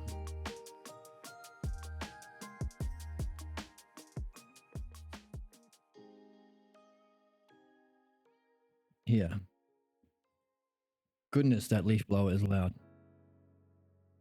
So, time is it? So we want to demonstrate that our soul is indeed immortal and indestructible, so that if a philosophic person was to die, he'd be supremely confident in the face of death that he would lead a better life in Hades than if he had died while living in a different or a vice way. So hey, who cares how we live? Why not just pursue our vices? Because there's no way of proving that the soul is immortal and indestructible. Therefore, it is not unintelligent unless we both know and can give proof that the soul is immortal and indestructible. Okay, so that's where we started. That's Socrates outlining his position. So now we've determined that the soul is immortal, and we had confetti.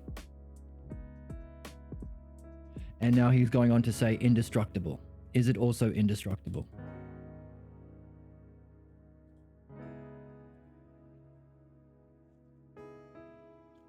So,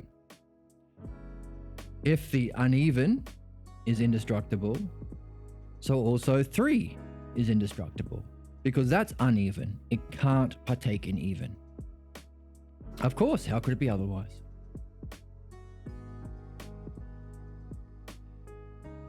In fact, we've just come to the end of an argument. We're about 2 hours in, so maybe this is a nice place to call it a day. We've just come to a good conclusion. We've just concluded that our soul is immortal. Was it sufficiently proven for you?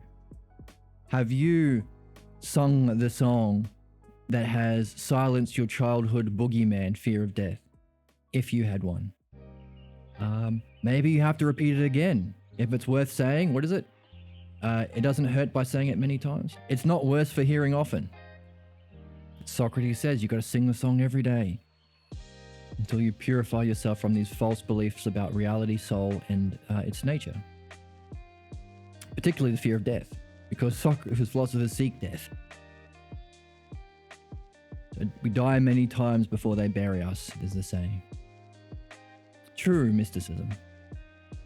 Okay, but it can be hard to accept that when your soul's separating from the body if you're afraid. Oh no, spring back into the body and all that kind of thing. So it's a great significance in proving for ourselves. Did you have that proven sufficiently, and did you follow the way in which he was doing it? How did he go about it? Reasoned arguments, give conclusions, provide many examples to establish a pattern, and then apply it to the specific question, bringing him along step by step. So he must have some understanding of the pattern and the stages of that pattern within that paradigm. Pretty good. But like we said, often we need to find 2 examples or more before we can establish a pattern. We've just got the first one with immortality. The second one is indestructible. Can we follow the stages of reasoning that Socrates is following in his Art of the Logos in the argument of whether or not the soul is indestructible, the same way we did for whether or not it was immortal? So that gives us 2 particulars. And can we look at those 2 particulars and establish a pattern in both, that we can derive a principle, a principle that will give us the art of the logos. So whatever we're talking about, we'll be able to apply it. In the same way, this principle applies to whatever we want to talk about. What's that which does not accept the just, the unjust? It does not accept the musical, the unmusical. Does not accept the even, the uneven. If you see it as a principle, you can apply it to many particulars. So we want to apply it to understanding the nature of our soul, whether or not it's immortal, whether or not our soul is indestructible. But any of these ideas, what is beauty? What's the cause of beauty? What's the cause of justice? All of the real beings. Hey, we want to apply it to everything that exists in real being, because that's what we seek. That's meditation to contemplation. That's the initiation. That's the true practice of philosophy. And hey, even when you're out of the body, maybe go further.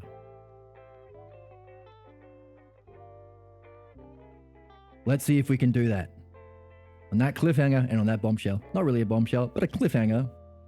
I hope you join us next time, where we're going to go through this indestructible argument, see if we can pull out the pieces, see if we can relate it to the immortality argument, see if we can establish a principle, and see if we can master the art of logos and pick up what Socrates is laying down, finally, after 2,500 years, and apply it to ourselves.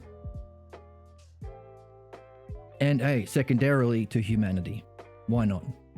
Why not make this world a better place while we're here?